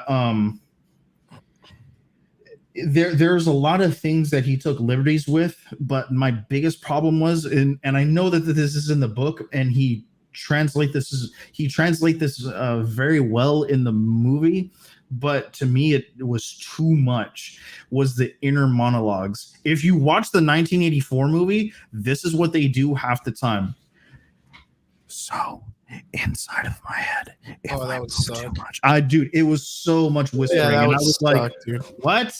I'm sleeping the first 20 minutes. Yeah. Yeah, I would have fucking been What? asleep, man. Like, okay, you remember the little mosquito thing that follows Paul in his room? Yeah. You know, the assassination in the drug. 1984 movie, he's like, I only have one chance to fix this. Oh, he's inner Yeah, monologue.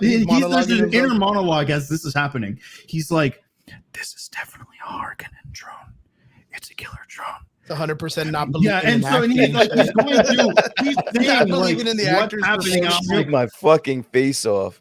oh my fucking god, No dude! way. Yeah, I That's get so it. horrible. We way. get it. No way. You know, and so like the guy who played, you know, Paul Atreides in the 1984 movie was like 30 when he played Paul.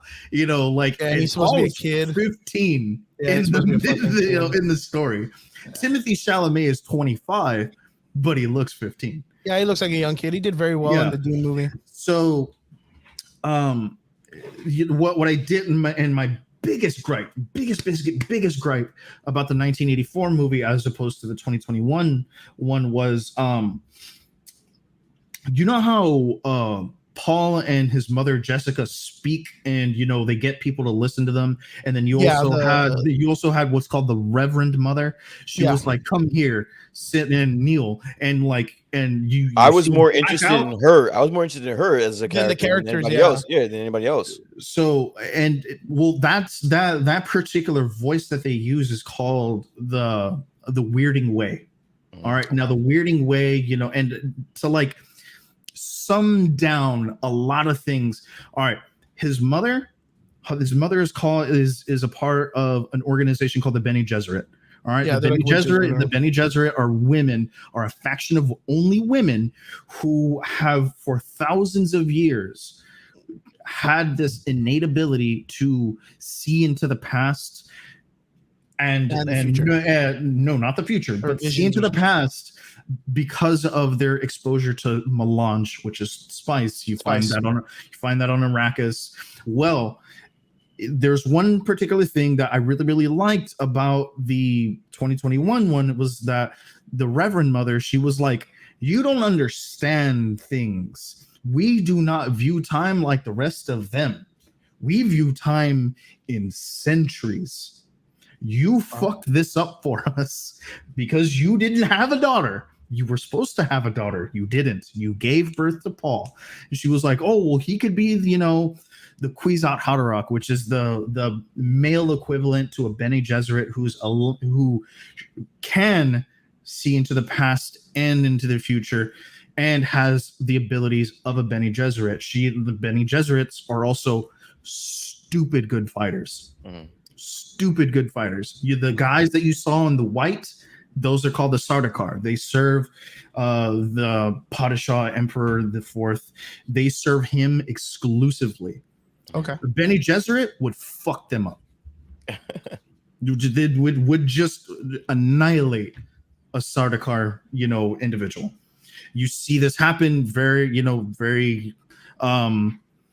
emotionally with you know, Jason Momoa's character, who ends up playing Duncan Idaho, who's arguably actually the true hero of the Dune series. And without getting too much into it, there's a reason being. Well, anyway, the whole thing is that like this is a very political and religious movie, and a lot of people don't really understand that. Because did you guys actually see the movie though? Yep. Like Yeah. So, man, Okay, as soon as it so came out, I was like, wait, Trigger, can I ask you a question? How did you see this movie? Did you watch it at home or did you watch it in the movies? I watched it at home. Okay. Yeah. Yeah, it was the same thing with us. We saw it at home. But So- do you think that was a miss and you should have seen it in theaters? Should we have seen it in theaters? Oh yeah. I want to see it in theaters. Yeah. I want to see it in theaters. There's a part of me that still thinks I will. You should. You really should. Now, Paul's character, he's kind of coming to grips with a lot, right? You know, the kid is not. I'm not gonna say he's very cold. Like he's very what is it? Protected and stuff like that. You know, like he's not. You know, like he's coming to grips with a lot, but only because there's a lot of things being thrown at him, so he has to grow up quick.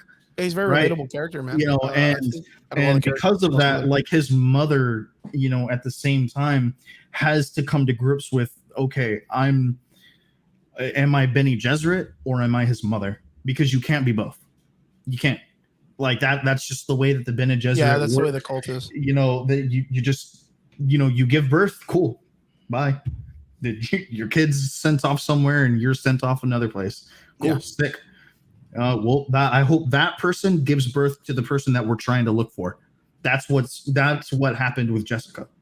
Now the little girl that she's giving birth to in the first movie, you know, you see her with the blue eyes and the Chris knife in front of her, and she's holding a child. That's a little girl. If you see the 1984 one, you know, you see that her name is Aaliyah. She's born as a reverend mother, somebody who can access their ancestral memories. Only problem is you shouldn't be able to do that. And she's considered what's called an abomination. She's not supposed to. And it does not bode well for that character at all later. Oh, wow.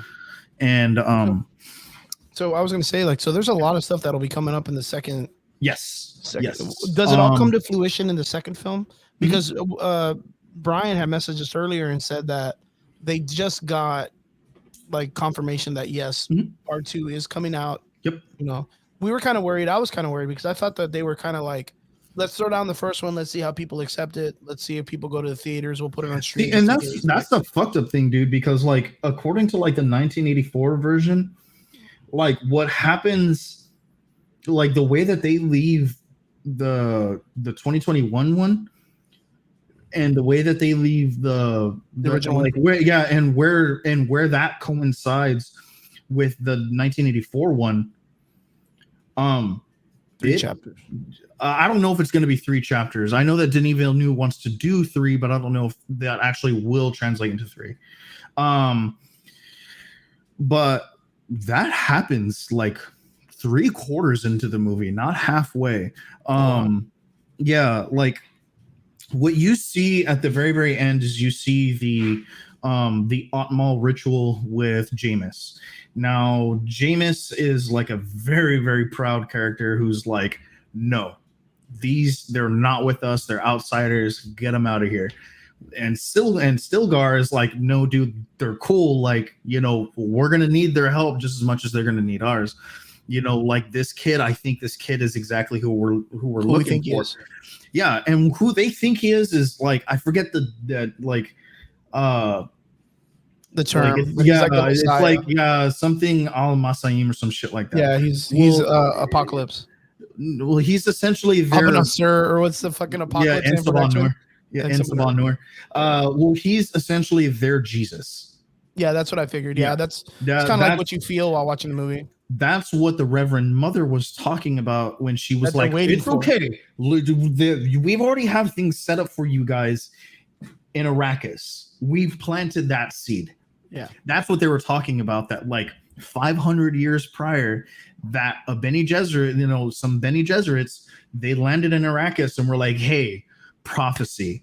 There's going to be a kid here who's going to know everything that you guys know. Don't trip never being here. Don't freak out. Being here, and he's of royal blood. Bye. Yeah, don't freak out. So out. when Paul comes and he knows exactly what he needs to know, they're like, Space Jesus. You know, and so they get Space Jesus. Right? Yeah, they get. Dude, and speaking of, I actually do have the Guardians of the Galaxy game. I'm probably going to pop it in as soon as this show's over. Anyway, Wait, Trigger, can I ask you a question? All right, I don't think you got into it yet, but what was your overall thought on the 2021 version? Like, did you enjoy it? It was beautiful. You liked it? Oh, okay. It was beautiful. It is now easily one of my top 10s. So you think you think for what they did justice for the film? beautifully for the yes. book. Oh yeah. So Okay, you dove deep into the lore of it, like as Yeah. as somebody that hasn't. Do you think we can appreciate it as much as somebody like yourself, Like who's that read the books and stuff like who's that. read the books? Like, do you think we can appreciate it? Because I watched it, and as I'm watching the movie, I said to myself, I can't appreciate this as much as I should. Like, there's no way. You could tell that. You know, deep, and like, you know what? I the books actually, are a lot deeper. I was actually watching the podcast when you all said that. I actually Yeah. happened to click onto the podcast and you guys were talking about Dune, and you guys were like, I don't think that I could appreciate this as somebody who's read the book, who's actually been, you know, exposed to the literature and stuff like that, and actually got to experience the story. Mhm. Now, if you take away that particular thought process, right? Mhm. Somebody who's you know, exposed themselves to the literature, to the lore and stuff like that, and look at it from an outside perspective, this is a political story where a little boy who has a very, very protected upbringing Mhm. and is being trained his entire life to be something he doesn't want to be. And then his father in turn tells him, that doesn't matter, because you're always still going to be the one thing that I've wanted you to be, which is my kid. That's it. Yeah. The moment that you were born, I was the happiest day of my life. Amazing job in that film. Yeah. He was like, that is amazing. That's all I care. Just as long as you are a good person. That's it. And then have his father taken away, and the nature that it was taken away from by the people that were taken from him. You know, of course the kid's pissed off, right? You know, as any 15-year-old would. But to unknowingly convince an entire race of people to rally behind him because it's the right thing to do, you know, is a great story.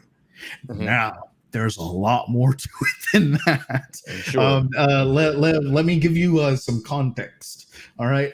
This is very, very long down the line, right? In the tent scene where he's giving Jessica some water, and she's like, oh, it's salty. And he's like, yeah, it's from tears and sweat.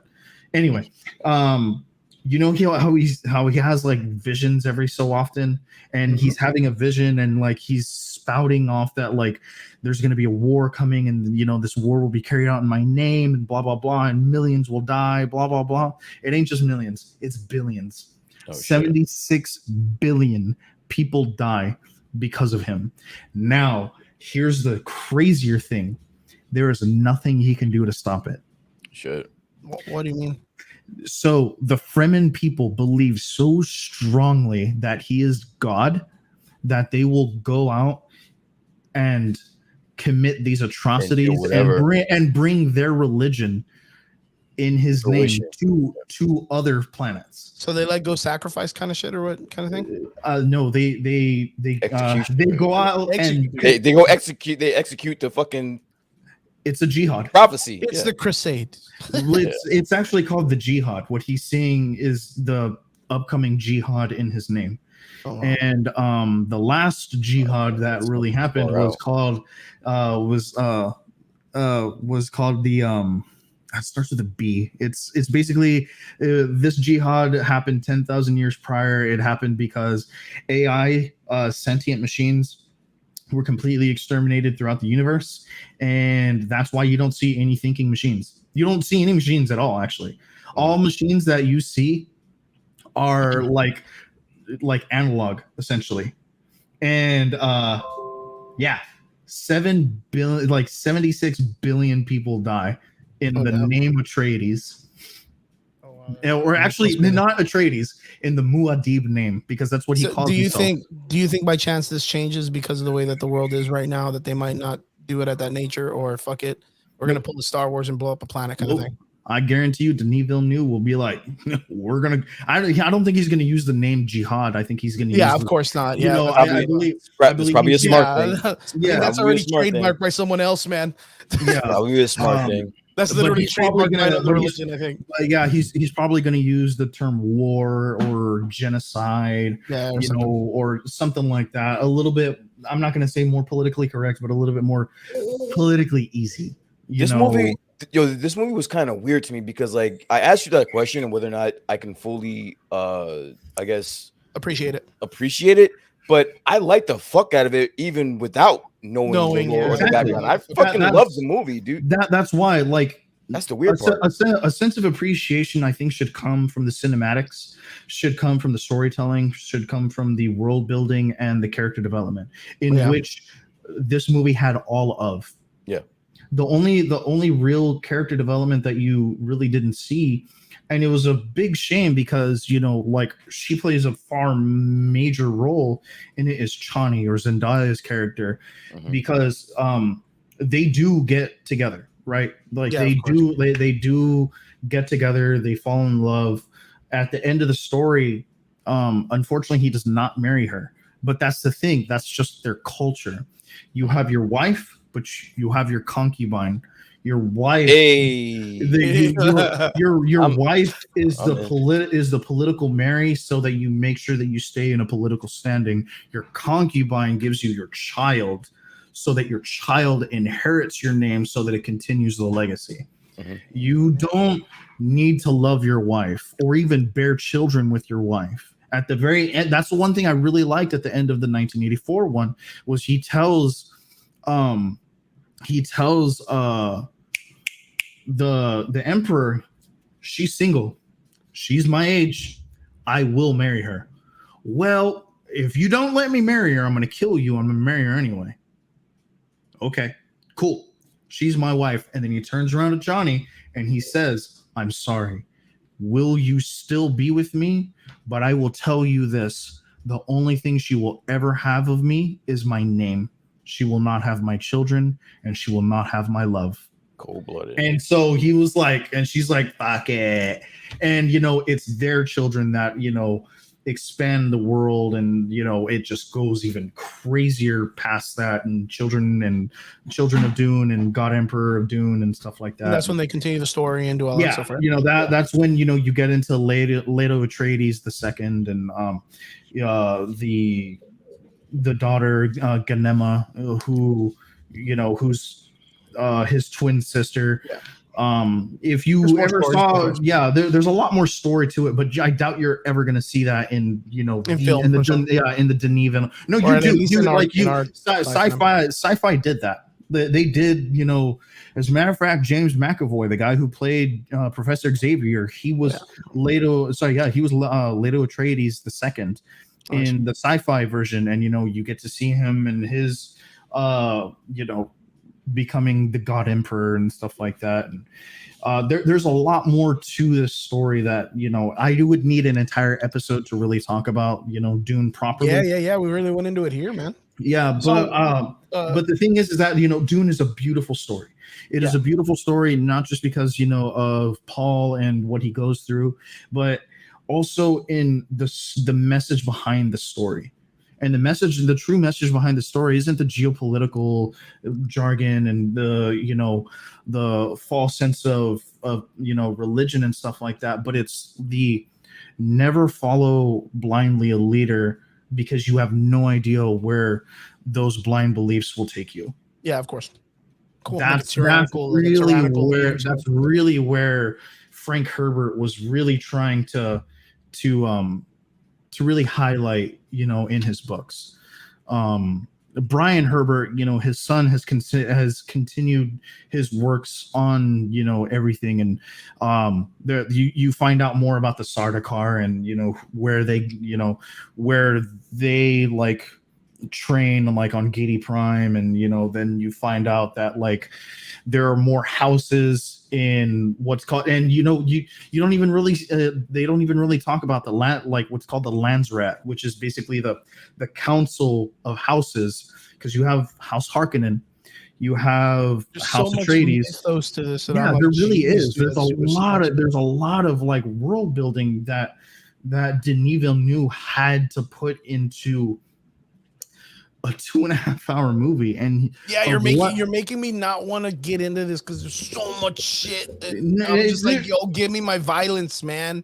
Dude, give me that one Power Ranger scene when they're jumping out of the sand doing flips, and fucking Jason Momoa's like, and I'll be like, dude, I'm all about this right now. Honestly, I think Paul's fight with Jameis was better than Jason Momoa's fight with the Sardaukar.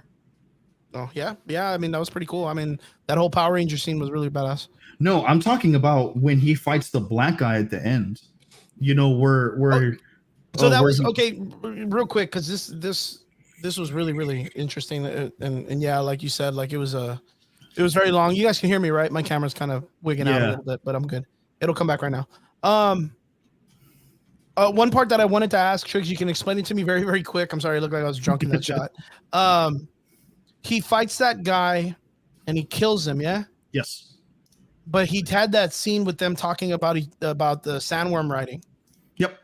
Why did by chance in like a real quick discussion, like how is it that he saw that in the future but it didn't happen that way and he actually killed the guy?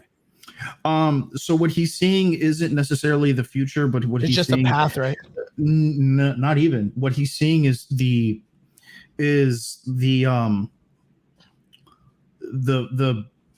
fractions of what each person means, right? So the reason that you see Jameis, and you even see Jameis like, come with me, and with me you'll be a part of the Fremen. Yeah. That's okay. So it's like more like that. Yeah. So I get it. Yeah. Fuck. It's the same thing with Chani. Chani, like he sees Chani kill him with the knife or something like yeah, that. With the knife. Yeah. And he says like, oh, well, someone gives me a knife. I don't know who this person is, but they give me a knife. And with this knife, like my death occurs. Well, that's the thing. His death occurred not in a physical sense, but in a spiritual sense, that like he's no longer a boy. Yeah, I get it. The boy just took a life. He's no longer. For some reason, I was so cynical about that when I was watching that I thought they were being like fucking like, hey, yeah, that dude, like he's coming back to life. You watch and shit, or oh, fuck that future up. Like I really thought, but no, I get it. Okay, so they're premonitions of like, you're gonna make a choice. This is how it's gonna be. These are visions. These are symbols, like symbolistic things that you might have. It's very symbolic. It's not literal. It's not figurative. It's symbolic. Jameis is his way into the Fremen.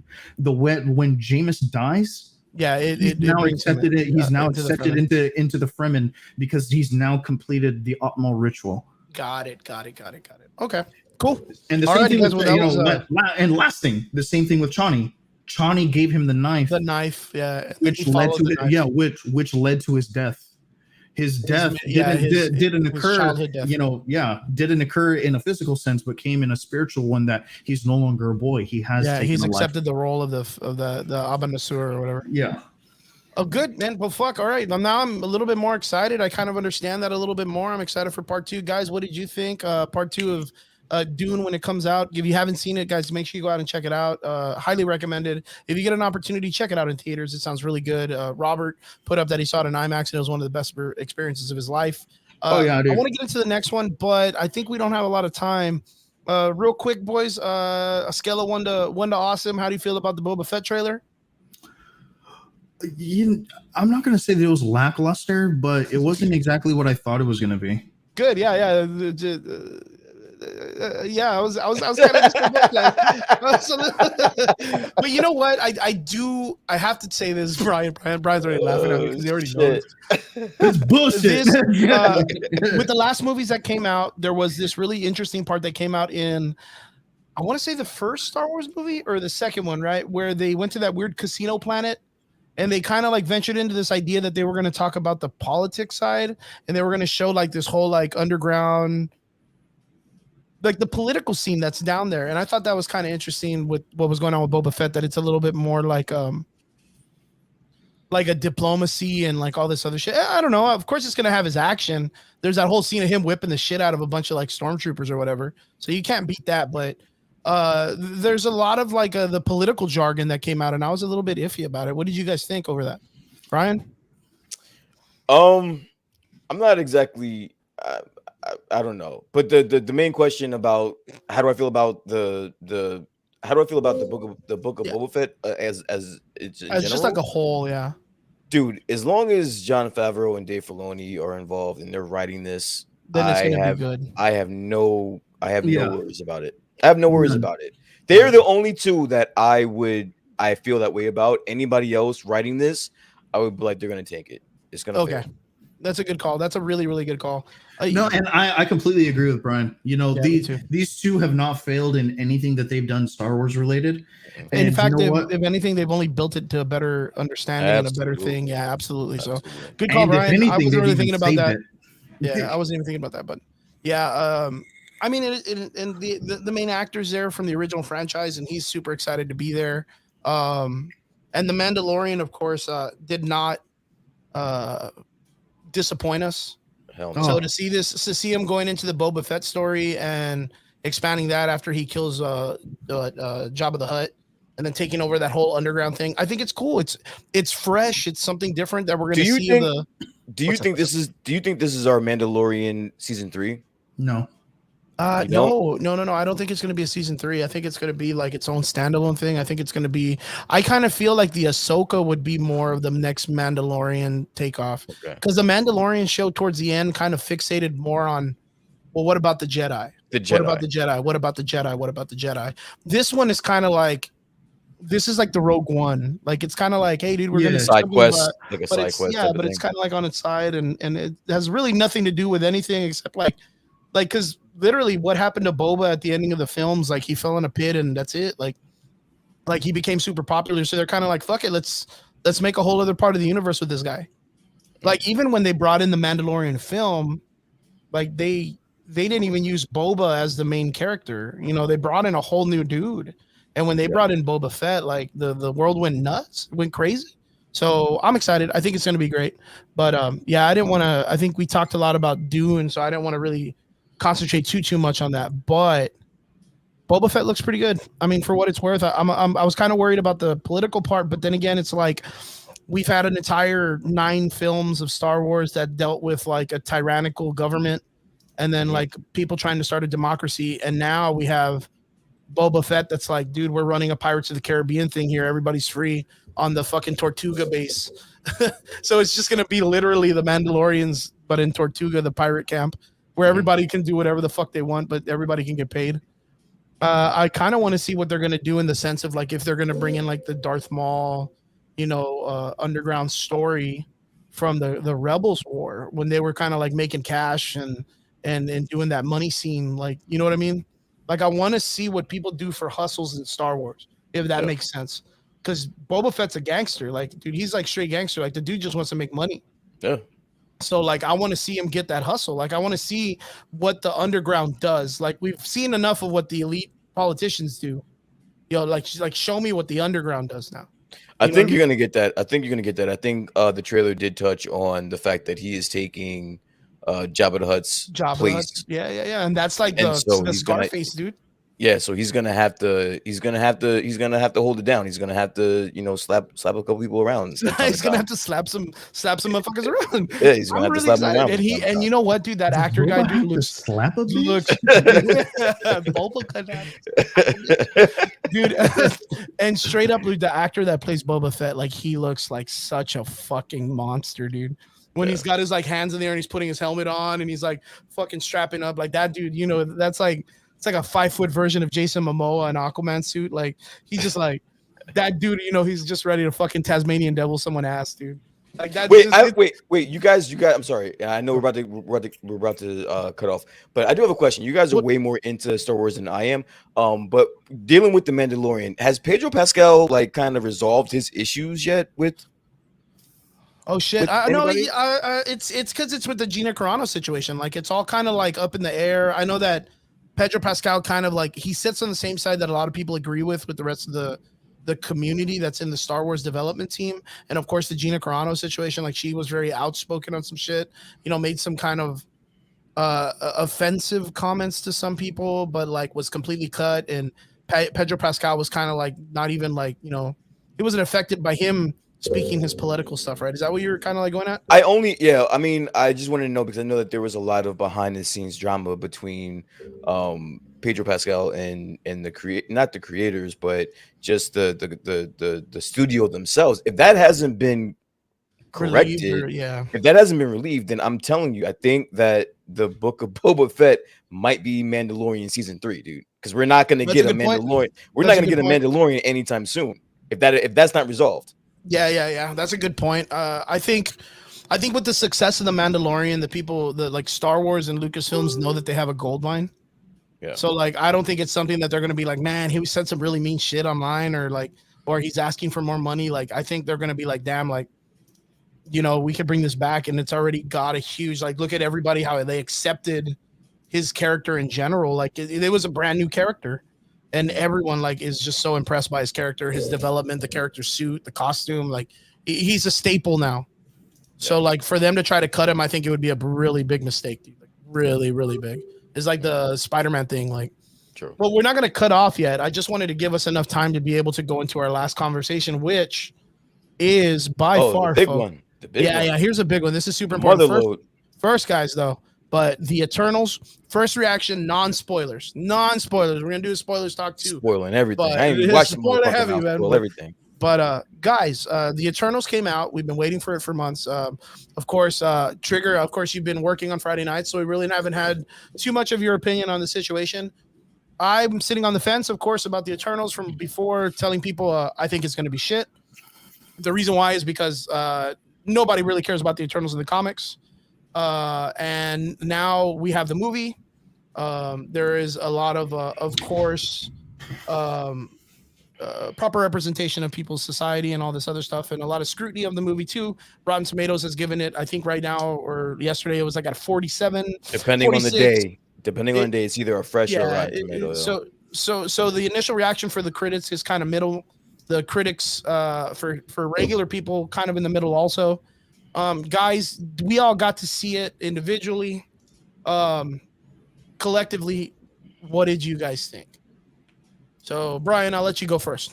I honestly, I didn't see it yet. I did not. You haven't seen it at all yet. I've been busy. I've been busy as fuck. But I mean, just going off of from the critics and then what my friends have been saying about it, like I'm still gonna see it. I'm still interested to see it. I know this is a non-spoiler, so it's great for me. I kind of want to get. I mean, we talk in the group chat, but I do want to hear you guys' opinions about it. I'm still gonna see it.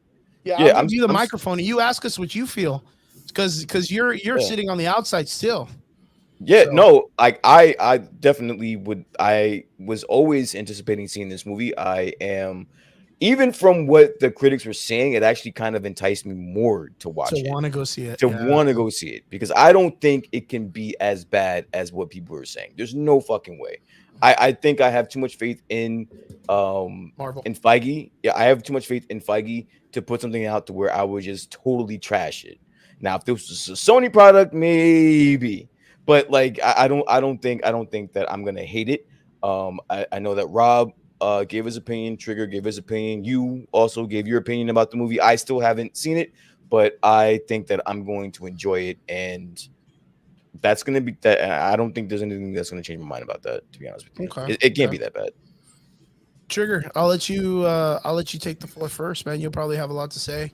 So I'm not going to say that I have a lot to say, but I wasn't as critical as people thought I was probably going to be on it, and reason being is because I had already heard some critics saying that like this isn't a Marvel movie, and you shouldn't expect the same pacing as a Marvel movie and things like that. That's why I want to see it. This is a Chloe Zhao, this is definitely a Chloe Zhao movie, in the way that she makes her movies, and you can definitely tell it in the way that she portrayed this film, blah, blah, blah. And, I see it, it is definitely not your traditional Marvel movie. Cookie cutter movie. Yeah. To me, that's not a bad thing. No, absolutely not. Marvel should be moving away from the pacing that it has. Mm-hmm. Was there inconsistent pacing? Yes. Was there a comedic element that I kind of felt wasn't entirely necessary at times? Sure. Was it lackluster? I'm not going to say that it was lackluster, but I think that people's hopes for this movie are a little too high. And the reason being is because, and I've said this many times, and I'm going to continue saying it until my fucking word gets across, is that everyone thinks that everything from Marvel from now till the end of the Marvel universe is going to be as fucking hype as Endgame. Ironclad, bulletproof. And it's not. It's not gonna happen. Stop fucking thinking everything is Endgame hype. God damn it. Chill. Fucking Do you redline your car every time you drive? No. You fucking bring it back for a little bit. You fucking build your hype back up. You fucking give the people something new so that they're excited for something new. The same thing with Spider-Man. You know, Spider-Man's, you know, being produced by Sony, and they've released one trailer, one poster, and that movie comes out in 6 weeks. That is the dumbest marketing I've ever seen. So then, Trigger, let me ask you this question. Like, what do you do for the fans that are still riding that end game high?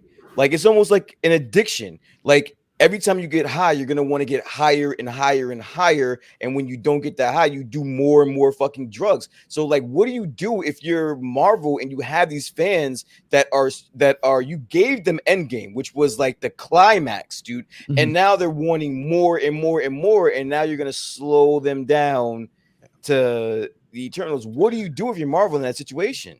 Well, we talked about that last week. We actually talked about that. You do exactly what a medical professional does. You give them just enough to keep them going. Well, I mean, it's one of those things like, because you can't just keep giving everyone the same amount of hype, because even then people are going to get used to that kind of hype, right? And then that hype just doesn't matter anymore. You had Marvel Infinity War and Endgame, and those two films by themselves did something in cinematic history that no other movie's ever going to do. Like, you can't keep climbing from that, because that was an actual event that they created. It wasn't a film. It was a fucking event. That was a movement. Yeah, it was. That was literally the Disneyland years in the making. Of films. That was 10 years in the making. Yeah. This is a reset back to the norm for them to create another event. Mm-hmm. And right now, like you said, there was a lot of overhype. And the thing is I told people of this a long time ago, that it was going to be a hell of a grab for them to try to bring in the Eternals. Like, the Eternals themselves, even in the comic books, even if you read comic books, is a hard sell. It's a hard subject to even discuss. Like, it's something hard to digest. But I can push back and say the same thing about the Guardians of the Galaxy. But the thing is the Guardians of the Galaxy structure. And on top of that, they've also had a lot more face time in their comics and in the overall like Marvel line of comics. It's there. Than Eternals has. Like, even to kind of talk about it, a lot of people were talking about the post-credit scene and a character that they're introducing. That guy actually engages more with the Guardians of the Galaxy in comic books throughout history than the Eternals. Okay. And they're bringing him in the Eternals. In fact, two of the characters, actually both characters that they show at the end, are Guardians characters more and Thanos characters more rather than the Eternals. Mm-hmm. The crazy thing is the Eternals were a miss from when, what was it, Jack Kirby, or who's the one that created it? Jack Kirby? Yeah. Yeah, that's when he was working with DC and he wanted to do the New Gods and they didn't allow him. So he just came over here and made this shit. And he just wanted to throw it all together. But the thing is like, at the time, Marvel already had like a lot of like the Sky Fathers and the cosmic entities and these Sky Gods and these Pantheons, and they already had that. So for them to throw the Eternals in, it's kind of like, okay, cool. Like, that's the biggest problem about the movie, is because you just don't know what the point of these characters is. Mm-hmm. Like, you technically don't know, even though the whole push is that they're on a mission. There's a mission. It's a 2.5 hour movie. And you're trying to get 6 characters. What is it? 6, 7 characters? Yeah, man, that's a lot. No, there's like 8 characters if you include the people that are just there, like that are with the Guardians. That's a lot. And that's why, like, I was saying, like, dude, you're not gonna give an origin story and a full arc readout of 7 characters with an entire story background, and with an entire 3-act of 7 characters that you're first introducing to audiences, period.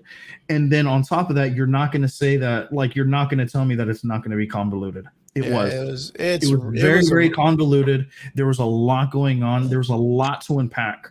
I'm still unpacking this, and you know what? I fucking watched this yesterday. All right. And, you know, I don't feel that I'm not going to say that, like, that they didn't do this justice. I don't believe that, but I really, really think that certain things were omitted to me, like especially trying not to be a continuity stickler. Continuity wise is way too important to leave out.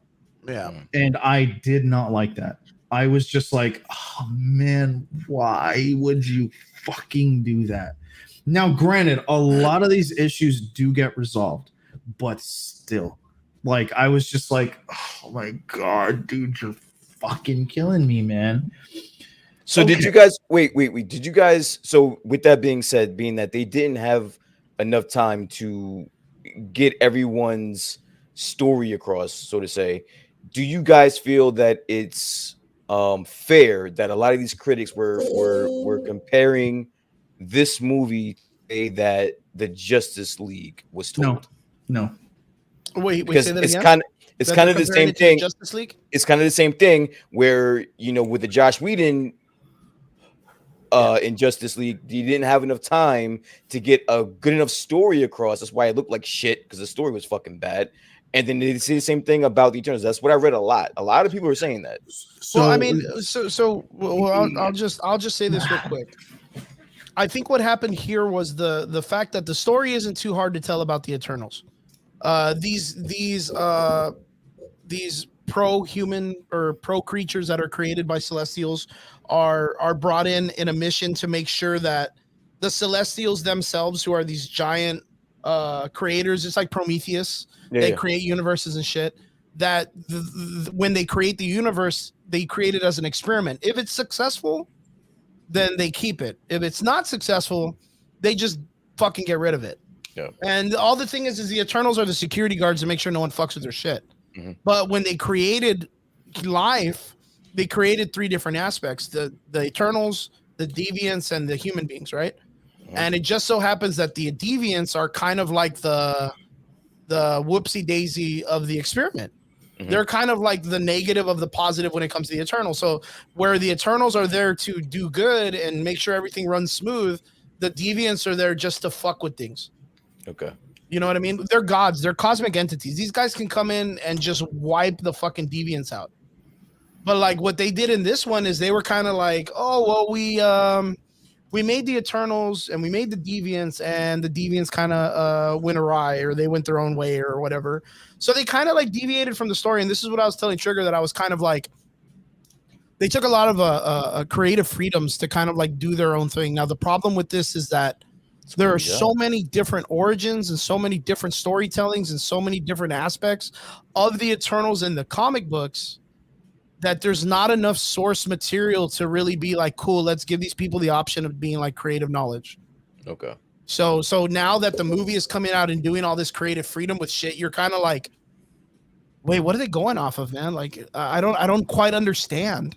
Like, I don't quite understand. And then there's a whole other side story of another Celestial being involved, right?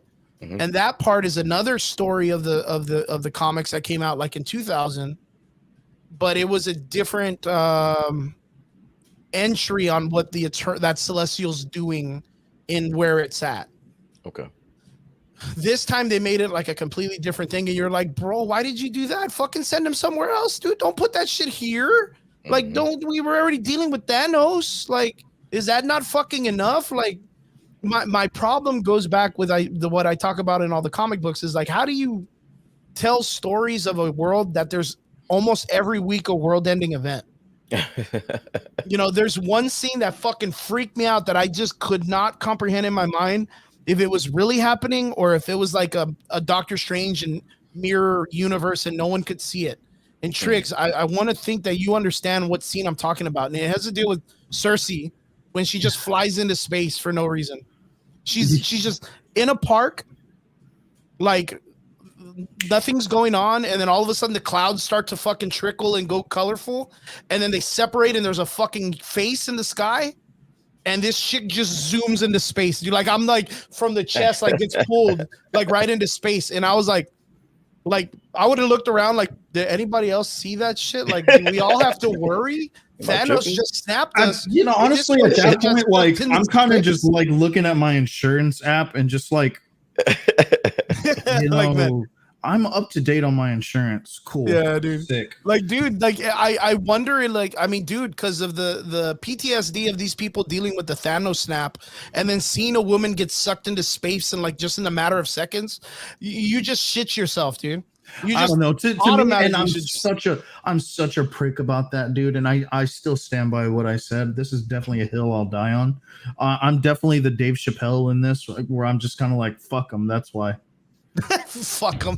Wrong Whatever, wrong dude. Earth, buddy. Yeah, Wrong Earth in this dude. multiverse, dude. You Yeah. just happen to be part of the multiverse that the world just keeps getting fucked every week, dude. Yeah, dude. Go buy some milk. Yeah. Go buy some milk. Go Yeah, buy it your was a, fucking lollipops, dude. so the character development for me was they just weren't thorough enough to kind of explain the characters, their psychology from the very beginning, their charismaticisms and the way that they kind of portray themselves. For them to be around for like 7,000 years, it doesn't change. Like these people just stay the same thing, which kind of to me is like, wow, these guys are like they're just, it's just tomatoes. They're just oranges. Like it's just, they are who they are from like 7,000 years ago to right now, even being reborn or being in different cultures or creating different environments. Like they're just who they are. And there's no developmental change between the characters of that time. So if they're written that way, how do I think they're going to have development? How are they going to develop in a fucking 2-hour story when they've been around for 7,000 years? And I saw them when they first started to now, and they're the exact same person. Like the only thing is that at the very end, they do a character change with one of the characters, and he doesn't act the way he normally acts. He kind of, that was the one that kind of was like, wow, that's kind of an interesting take on it. But like, damn, that's crazy as fuck. They really sacrificed the fuck out of using a character for no reason. And I know what you're talking about. And to me, that was just probably the most upsetting part of the entire movie. Because the whole thing is like, first off, the advertisement is completely bonkers. Because like, if I ask you, okay, so Brian, who do you think the captain of the team is? What's his name? Fucking straight up. You see, you don't even have to tell me who. I already know who you're talking about. You're talking about Icarus. Icarus, yeah. Yeah, that's not the captain of the team. That dude is the fucking water boy, dude, practically all the time. Get the He's fuck out of literally here. just a lineman, dude. He depends a quarterback. That's literally all he does. So wait, it's not really a spoiler, but is the captain, I would say what the captain is Selma Hayek. She's the captain, right? Oh, getting close. Yeah. You got it. So why would you assume that she's the captain? Only because I know that she is like the person that allows, or she's the one that connects to the what do you call it? The Celestials. Look at Celestials. the big brain on Brian. Yeah, Brian knows his shit, man. Yeah. So casual spoiler, she's only like in a third of the movie. Oh man, are you serious? Yeah, so I only want to see that fucking movie because of her. To be honest with you, like, so again, I only want to see that movie because of her. The fucking Star Wars prequels. So where's your captain now? Who's the captain of the team now, dude? Yeah, who's the captain now, dude? I'm the captain now. Yeah, it kind of like starts to jump into all these weird things, and this is what we're talking about, like how it's kind of like convoluted. There are certain things that a person, when you read a story, you're expecting because your brain, how you're raised, how you read books, there's certain ways how stories work. And this has been my biggest problem with these stories. Yeah. They kind of have a lot of creating freedom with this. And there's like the advertisements do not portray what the film is doing. And then when you watch the film kind of does like a complete 180. And then from the comic books, blah, like they just fucking a lot of creative freedom. The cool thing is I like that the director and the cinematographer respected the comic books enough that they were like, oh dude, these panels were very important, let's make sure that the cinematography looks like the comic book covers. So like you get your Icarus screaming and shooting the laser beams up, you get your scene where the dude's at the beach. If you understand the Eternal story, the beach story of watching the shore and shit like that. You get that scene, and you get your sprite scenes in the film. But other than that, it's like, yeah. Like it's just. I mean, I don't know how else to explain it because like Okay, so what are your thoughts on the movie? Like, how did you like it on a scale of 1 to 10, 10 being it was one of the best MCU movies ever? Where do you rank this movie? Removing it from the MCU landscape, I would say it would be like a nice 7 or 8.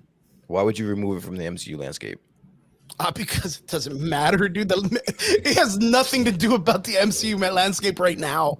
Okay. If you were gonna tell me that it dealt with like the next phase, then yeah.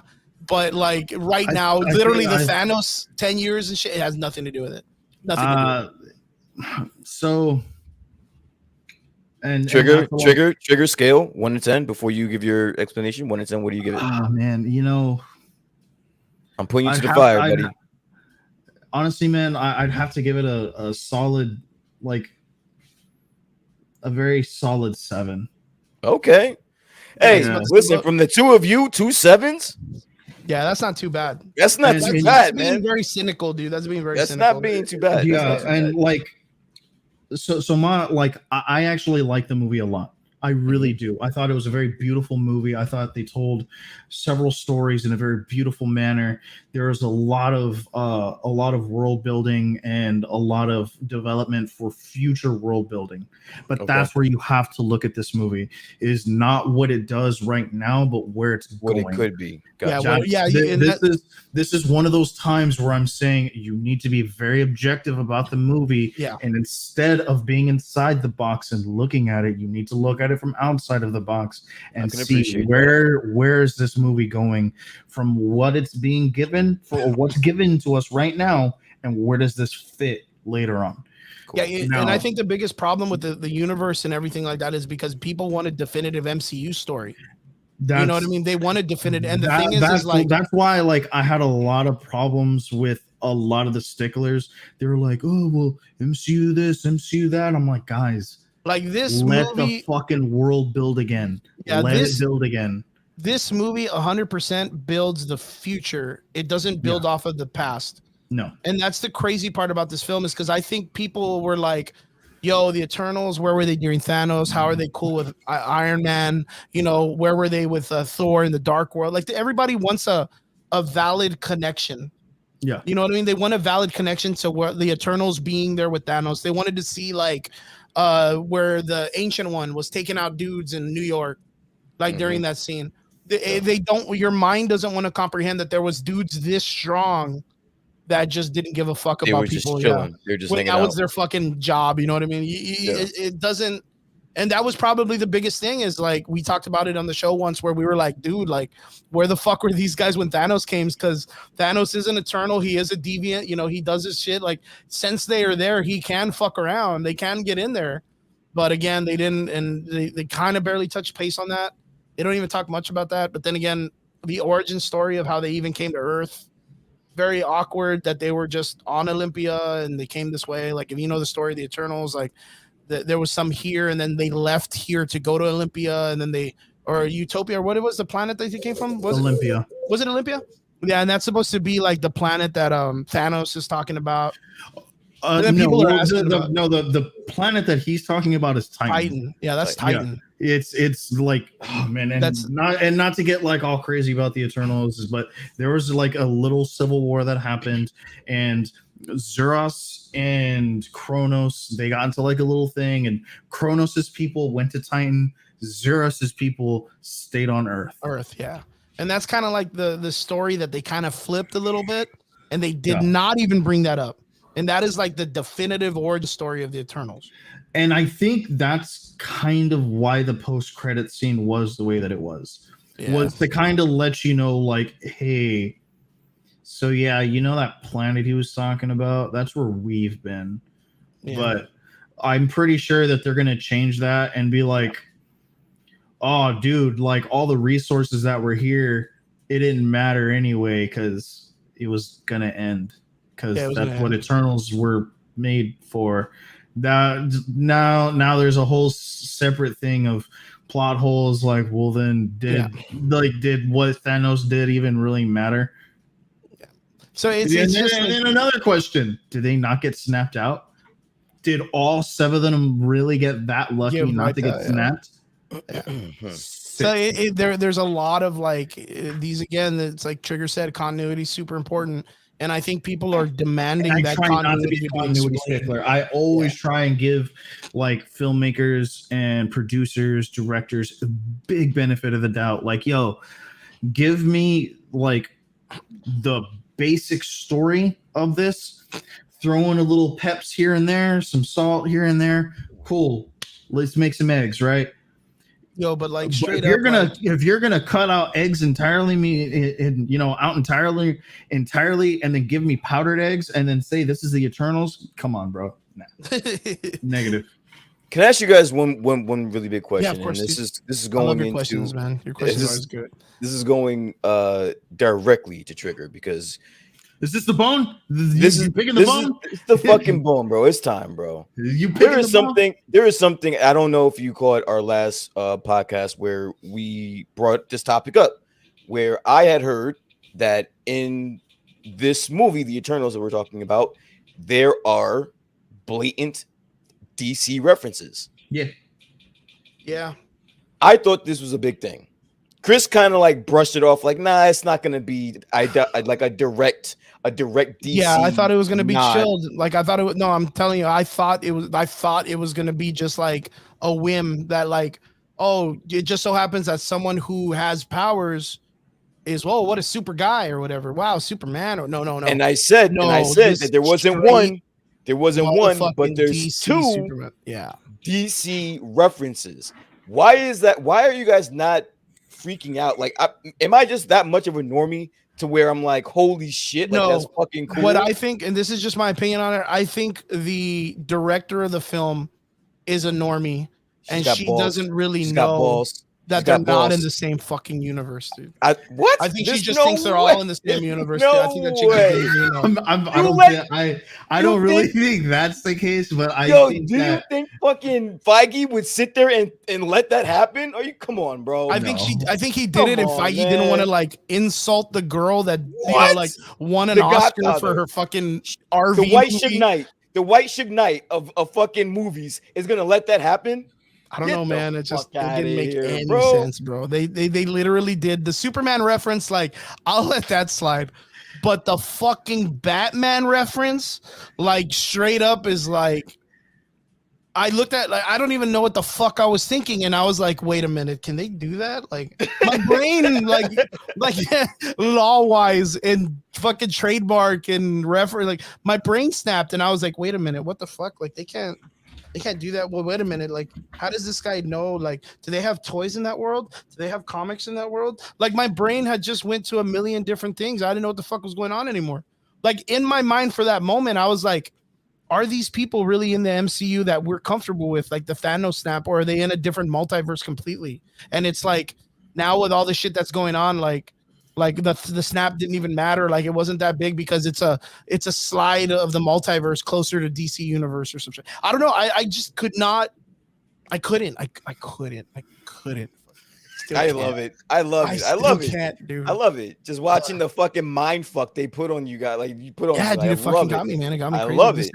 Like I said, the Superman one tried to warn you. The Batman one really fucking got me. I tried to fucking warn you, bro. So yeah, Trigger, please explain this to me. How? He doesn't give a fuck. Like, Trigger's like, man, fuck it, whatever, bro. I'm not gonna say that I don't give a fuck, dude. But I just don't think that it was as important as everyone is making it out to be. And the reason being is because, like, I know that everyone is like in their fucking like little closet. I think some crossover is gonna happen. That's everyone's like, that's just not gonna happen, dude. Don't be that normie, guys. Don't be that normie thinking that that's a possibility. It's gonna happen, bro. Crossover's gonna happen. No, it's gonna happen, motherfuckers. I'm calling it now. I'm calling it now. How about that? I'm calling it now. Marvel, Kevin Feige knows that DC can't even get their shit right. DC needs it. DC would be fucking lucky if that shit fucking happened to him, bro. Can you imagine? Can you fucking imagine? Imagine this.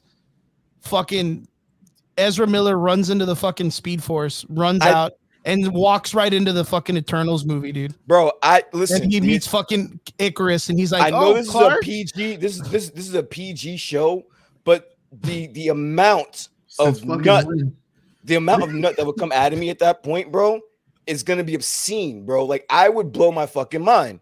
Are you kidding me? Yeah, dude, I would fucking, I don't know, I'd retire from podcasting, dude. I don't even know, dude.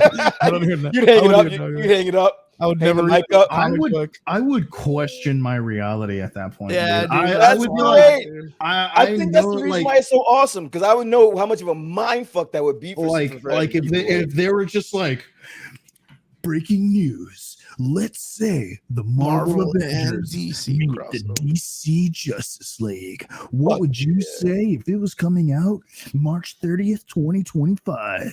Yeah, no, I even would better. I would no shit be like, I'm living in a simulation right now. Check this out. I'm in a simulation. I would love to be on that podcast. I would love to just sit there and listen to you Check guys. this shit out straight up.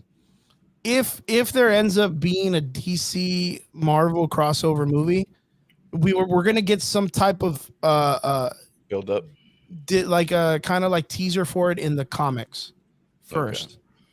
And the way it's probably gonna go, and this is just again on the whim, what if they make Secret Wars a DC Marvel crossover where it's Marvel and DC superheroes? Get versus out. dude, get out. This is my they already did it with with Amalgam. All right, they already fucking did that crossover. They've done it twice. The second one was cool. I actually really liked the second Amalgam. I thought it was really cool. It was very, very, very new. And that's also where you get the definitive answer of like, or do you actually get the first time in comic book history or in Marvel history that you find out that the Infinity Gauntlet does not work on another universe. On the other world. Yeah, because Darkseid has it, and he's like, got it. And he's like, what? Oh, fucking trash. And he throws it on the ground. Whatever, dude. Just fuck this thing. And he throws it in the trash. It's a leather glove and shit. Like it's like fucking washing glove. Oh, fuck this. Like it's all latex and shit's gross. Yeah. Fucking Michael Jackson having it. The only way that I could definitively see that is because we know that the Feige's, or not the Feige's, but what are they called? The brothers, the Russo brothers, have talked about the desire to want to do Secret Wars, and we know that Secret Wars, the original one, was developed to sell toys. Mm-hmm. Like it was literally made to be a cash grab. Yeah. If that's a concept, if Marvel is making little references like the way they did with Jane Foster, like the way they're doing with Miles Morales, and they're doing little pop shots about Superman and Batman and stuff, because they know maybe later on we get like oh, dude, you're not the Flash, bro, or whatever.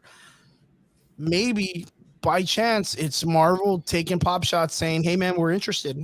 We're interested, Warner Brothers. Let's go. Let's get this, man. Look at all the money we can make. I could see it maybe working in a Secret Wars type of environment where the Avengers and the X-Men have to work together against a group of villains. But DC's got to get their shit together because they got no villains that can make a team right now. Yeah. Listen, my only thing is this, is that it doesn't, I don't need to keep getting hit with the same stick over and over again to learn my lesson.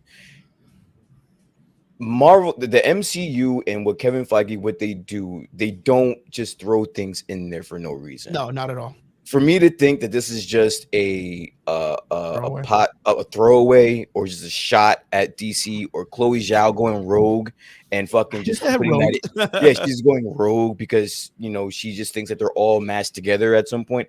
I highly doubt that, dude. So it would not be a surprise to me if that did lead to something, or just to get like a reaction out of people to see if there is any interest in that. If this gets enough buzz, shit, man. And if Feige thinks that there's money there, we're getting that fucking movie. And like I said, don't think DC would not be able to use that look. They can use some of the little elbow grease from Marvel. Yeah, well, I mean, I wouldn't doubt it. I wouldn't doubt that they could. This is the only Secret Wars that matters. This is the only one I want to see. This is the only one I would pay all of my money for. And if the Russos and Feige want my money to make it happen, they can have it. But didn't the Russos say that they weren't interested? Was I wrong to read that they said they weren't interested anymore? They are interested. Or they still? They said they are interested. I swore that they put out a statement saying that we're out. Like we're not going to be involved in any more MCU movies. That's because of the Scarlett Johansson situation. And since they resolved it, the Russos kind of said they were. I was about to say, I was like, okay, so if they didn't solve the Scarlett Johansson situation, so what ended up happening was because of the Scarlett Johansson deal and the fact that Disney Marvel basically reneged her contract. Yeah. They were just like, because you've done that, we no longer have faith that you will keep that you will keep business dealings with us, and so financially we are not going to move forward with any more projects with you until we have a guarantee that this can be resolved in a not just a timely manner, but in an amicable manner. So once it was handled, I get so they haven't put out a statement saying that they're going to come back to Marvel. Yeah, that has not happened. The last that I heard, they said, "Fuck off! Like we're done with you guys." What's happening right now? I guarantee you, lawyers are talking to each other and saying, "Okay, can we move forward now? Are we ready to move forward now? Okay, yes, we are ready to move forward now, assuming that XYZ will happen." Okay, that's I promise you that lawyers are being spoken to on both sides before an official statement can be made saying that they are now back in. Because I don't want to say it, because that statement saying I'm out, that's it. That is a legal. Sorry, that is it. That is them saying, hey, we're not contractually obligated to continue our work with you. Yeah. We gave you a fucking like $15 billion franchise. Sure did. Have fun. Sure did. Sure did. Yeah, they've done their time, and they've done it fairly well.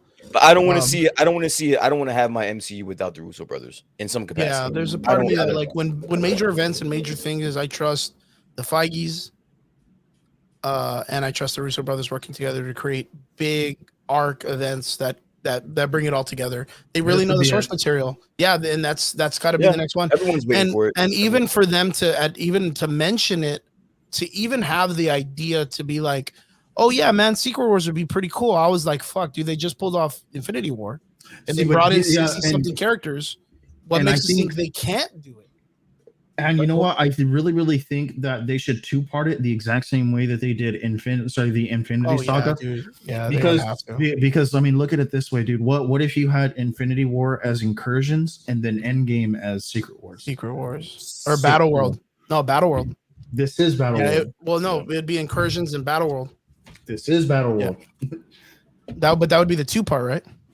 No, yes. So Incursions being the first part, and then the second part being Brian. By chance, are you familiar with that Secret War story? I'm familiar with the Secret Wars story in general. So my question: are you guys more of the fan of the newer one or the old one?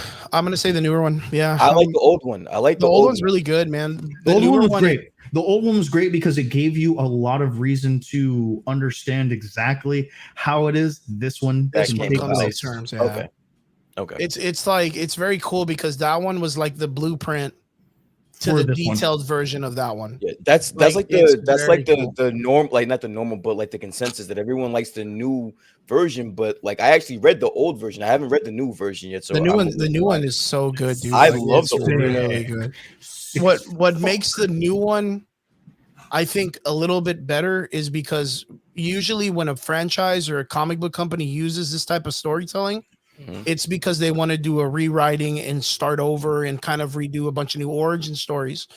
The Secret Wars back in the day, it made it a competition, and it made it to where whoever wins gets to come back and they get it. They screw over the Beyonder and they just save the day and they go back home and it just goes back to what they were doing. This one definitively restarts the entire Marvel universe in a whole new aspect. It really worked a lot better to do a revamp of the telling of the Marvel universe and how it like origin stories and characters, and even the opportunity for them to do what they're doing right now by bringing in new characters, like where they're kind of doing this, like the woke culture and like the different variations of gender swapping and race changing characters. Like it really gave them a stepping stone to be able to get to doing that in a more comfortable level. But of course you have your people that are really, really connected to certain characters that have put the money in and the time in and the resource and the real like security into that character. And then the character changes because the company changed it and they get upset. So yeah. That's kind of like the bigger problem with that situation. But going back to the Eternals, after watching the film, Triggs, this is probably going to be for you, Brian. You still haven't been able to see the film. Triggs, going into the film, not listening to the hype, going in as an individual that's, knows the resource material, knows the stories and stuff like that.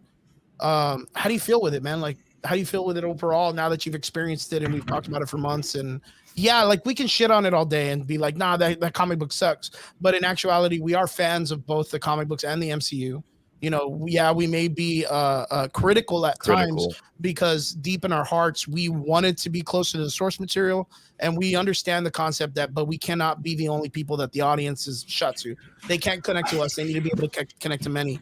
Do you feel that like the way like Brian asked earlier, like the Guardians of the Galaxy, did they do justice for the Eternal film to bring in the Eternals into the MCU as they did the Guardians?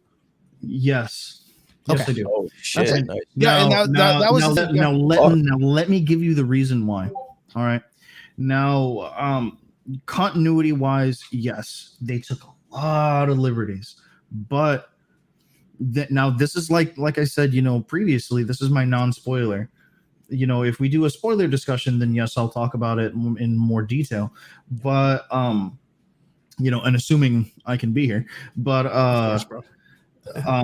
but a lot of that is rectified continuity wise later on in the movie, where you find out that there are certain things continuity wise that actually do happen in the comic books and do save continuity wise, you know, how they actually do play out. So I did like it. They did do it justice. Continuity wise, they took too many liberties. They took too many liberties, and then they took too long to fix those liberties. Now, my last gripe was that no, I take that back. Not my last gripe, but one of my biggest gripes was Erishim. Erishim has a very, very specific role in the pantheon of the Celestials. His was given way too much status. Yeah. And the particular event that they're trying to stop, I thought was a little bit too close to an incursion event. And lastly, the character that they're talking about, you like just saw in comic books like a few years ago. This is like when fucking, you know, Ryan Reynolds' Green Lantern introduced Parallax as his first villain. Yeah, as a first villain, it's a little too much. Yeah, it was. What? It's too much too. You would have had better luck introducing Zuras as like a minor villain and having, you know, Crow, you know, Crow as the main villain, you know, deviant in the movie, and have that play out the way that, you know, it should. And you still would have had an amazing story. But then, you know, there's also like, well, how is this gonna tie into MCU things, and how does this set up things for, you know, the cosmic landscape of the MCU? And so I get why they went in the direction that they did, but I'm still not a big fan of it. So my opinion right now is I think a lot of people are jumping on the bandwagon of saying that this movie is shit just to say it. Yeah. Just because they're either against Festus being a gay man with a child, the characters that are changed to genders to better benefit the idea to have all of this like woke culture or whatever. I don't think that fucking matters because nobody knows these fucking characters to begin with. Anyway, so like, yeah, the people that are claiming all that shit, they're full of shit. Whoever's out there that are like, oh, these characters suck because it's just woke, you're full of shit. You never read the comic books, and if you did, then you're suck as a comic book reader. Don't give a shit about the comic book reader. I'm looking directly at you guys, not you two guys here, but I'm looking at you guys that are out there saying that they suck because they're not equivalent to the characters in the comics. You're full of shit. It doesn't matter who they chose to play the characters. I think everybody played their characters well enough, but I think that they were all written poorly. I think the characters are written poorly. I think the characters, just like I think what Trigger said was hit it right on the nail. They literally gave you Thanos in the first fucking movie. There's no development of any of these characters because like right now, if the villain at the end of this film is who it was, and the situation that happened is what it was, how do you top that in the next film? Like, where do you go bigger than that when you're trying to stray away from the epicness that was Endgame and Infinity War? You literally just have, like, the Celestials is like the do-all, end-all gods of the Marvel universe. Mm-hmm. And right now they're trying to make it seem that the Eternals can body one of them. Like, that's like your fucking Roomba sucking you up, like, completely, dude. Like, how in the fuck is a Roomba gonna suck an entire human being into itself? Like, you don't give it that much power because you're gonna fucking kill somebody. You make these things because they're just like the janitor aspect. They just kind of do little things when you can't keep an eye on shit. That's what originally I kind of assumed that's what the character role was. But then you have this thing happen where some of the characters end up bodying an entire Eternal in some wild way. I'm not saying bodying, but they kind of like stop the plan in a way or whatever. They save the day or whatever. And then after that, they're kind of like, yeah, we stopped the fucking god and we're just like these created creatures. And yeah, like, and then, you know, Trigger brought up a really good point where one of the characters continuity wise develops a steam engine in one part and it takes him 2 days, but then he creates this like ultimate god killing weapon in like 3 minutes later on in the story. And you're kind of like, wait, how the fuck did that happen? The character's powers are cool. And if that's what sells you this movie, by all means, you belong in the Marvel universe, dude. Like, stay there, dude, if that's what makes you this movie good. What I think's what makes this movie good is the ending, the credit scene, the ending credit scene, not the Black Knight scene. That's cool, but that's not cool. The ending credit scene to where they establish 2 new characters, I think that's great because there is a rich storytelling to the people who live in space. It's very different from me saying, oh, the Marvel cosmic universe. And then I tell you about the people that just live in space. Yeah. Like, it's very, very different. It's like you look at Thanos, and it's like I told Trigger earlier. Thanos was a tyrant. When he walks and he talks and he does, if he's like royalty. Mm-hmm. He's royalty. He speaks with like a very regal manner. When he talks, like his voice makes mountains move.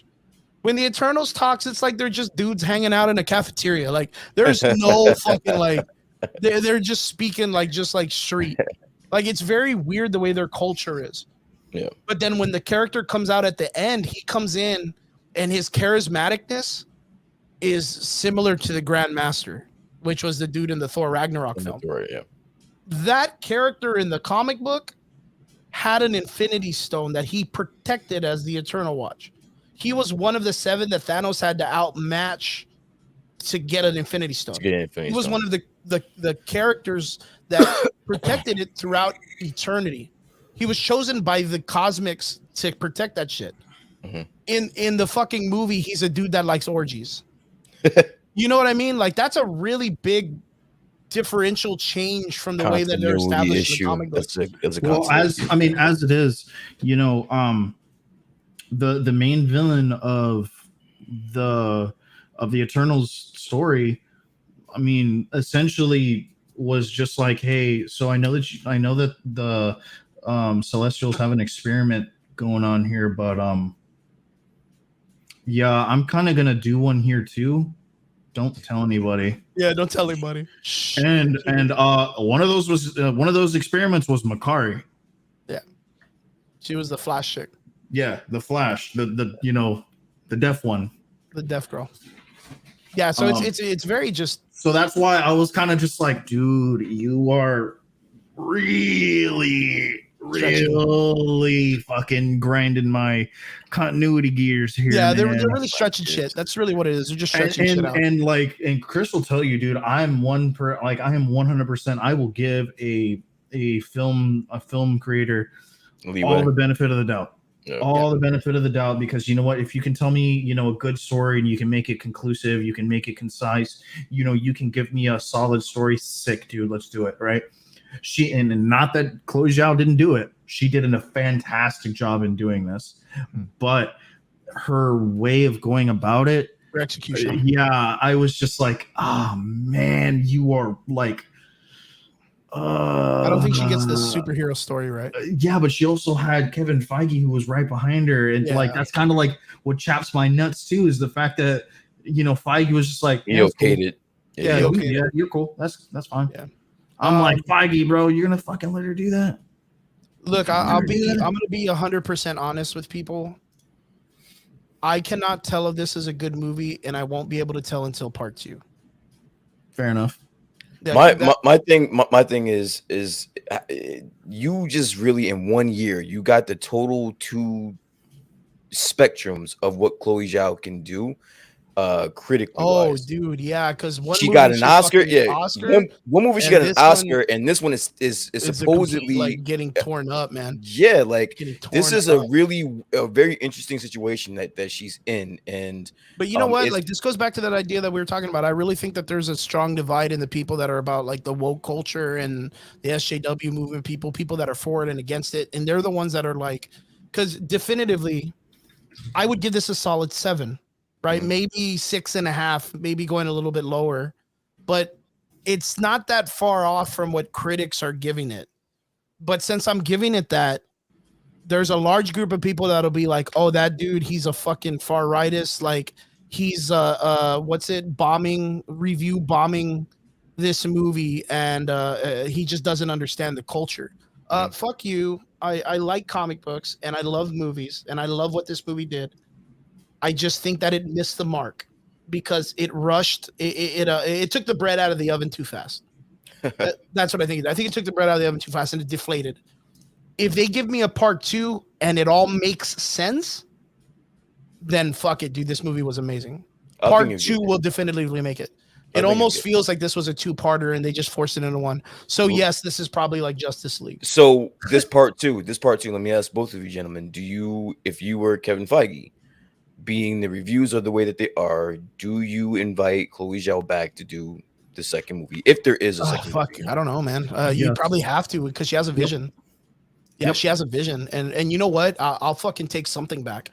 I'll take. But how are you as the executive producer, Kevin Feige? How are you going to be able to sell that to the studio, knowing that she got such poor reviews? Because the best storyline ever written. Finished. Yeah, because definitively the best story that's ever been written by the Eternals is like four episodes long, 4 comics long. And right now, this is probably the best definitive storytelling of the Eternals. So with this right now, even if it's all convoluted and all fucked up, it's still the best attention that the Eternals ever had. Okay. And the story's not finished. Yet. So it still has the attention. This is literally what people are comparing it to the Thanos story that's going on right now, because that's amazing. So as of right now, the Eternals movie is sitting at a 49%, which is a Rotten Tomato. Damn. So Kevin Feige, the the golden child, critics no, this is critics. These are reviews. The audience score is at 83%.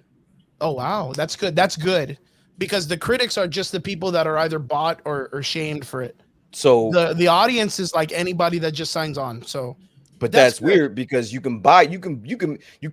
That's the weird thing. You can buy the critic score.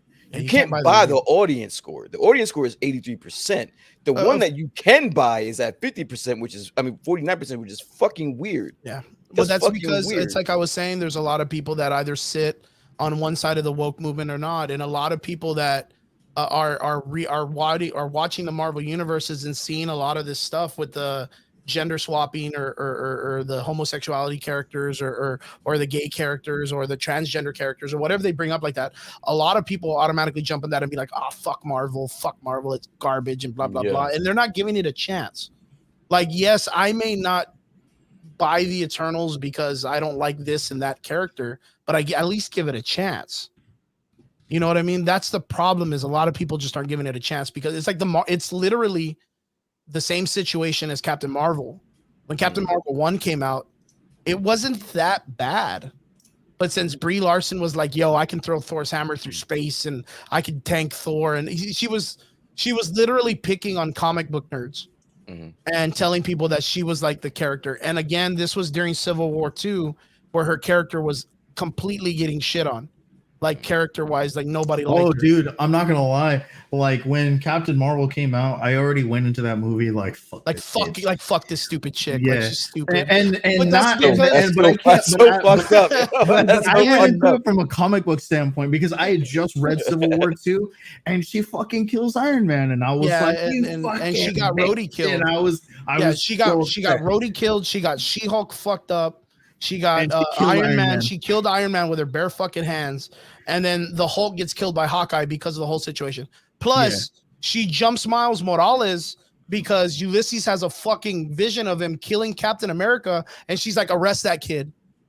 He's 15 and he's like in tears, and Captain America, who in the vision he kills, walks up to him and says, look, son, I know you're not a killer. What do you want to do? He was like, bro, and you he's and in I, tears, like, bro. we're His fucking good, mask is covered in tears, and he's like, I just want to go home. It's fucking, dude, it's so good. Yeah, dude. And, like and that fucking, part, and Captain Marvel's like, take his little ass away. Carol Danvers, dude. Fuck, they wrote that bitch into the grave, dude, in that comic book. So when the movie came out and Brie Larson was talking a bunch of shit and talking up her character, everyone that read that comic book series was like, dude, fuck this stupid chick, dude. Like, fuck it. But you know what? I'll be the first one to say it. I can watch Captain Marvel's movie like a lot. I like that movie. I dug it. I think she portrayed the character very well. The scene when she's getting her She powers did. and she's having fun in the movie, it reminded me of Guardians of the Galaxy. It had a fun tone to it. There are really cool parts. The costume was great. Just everything was good.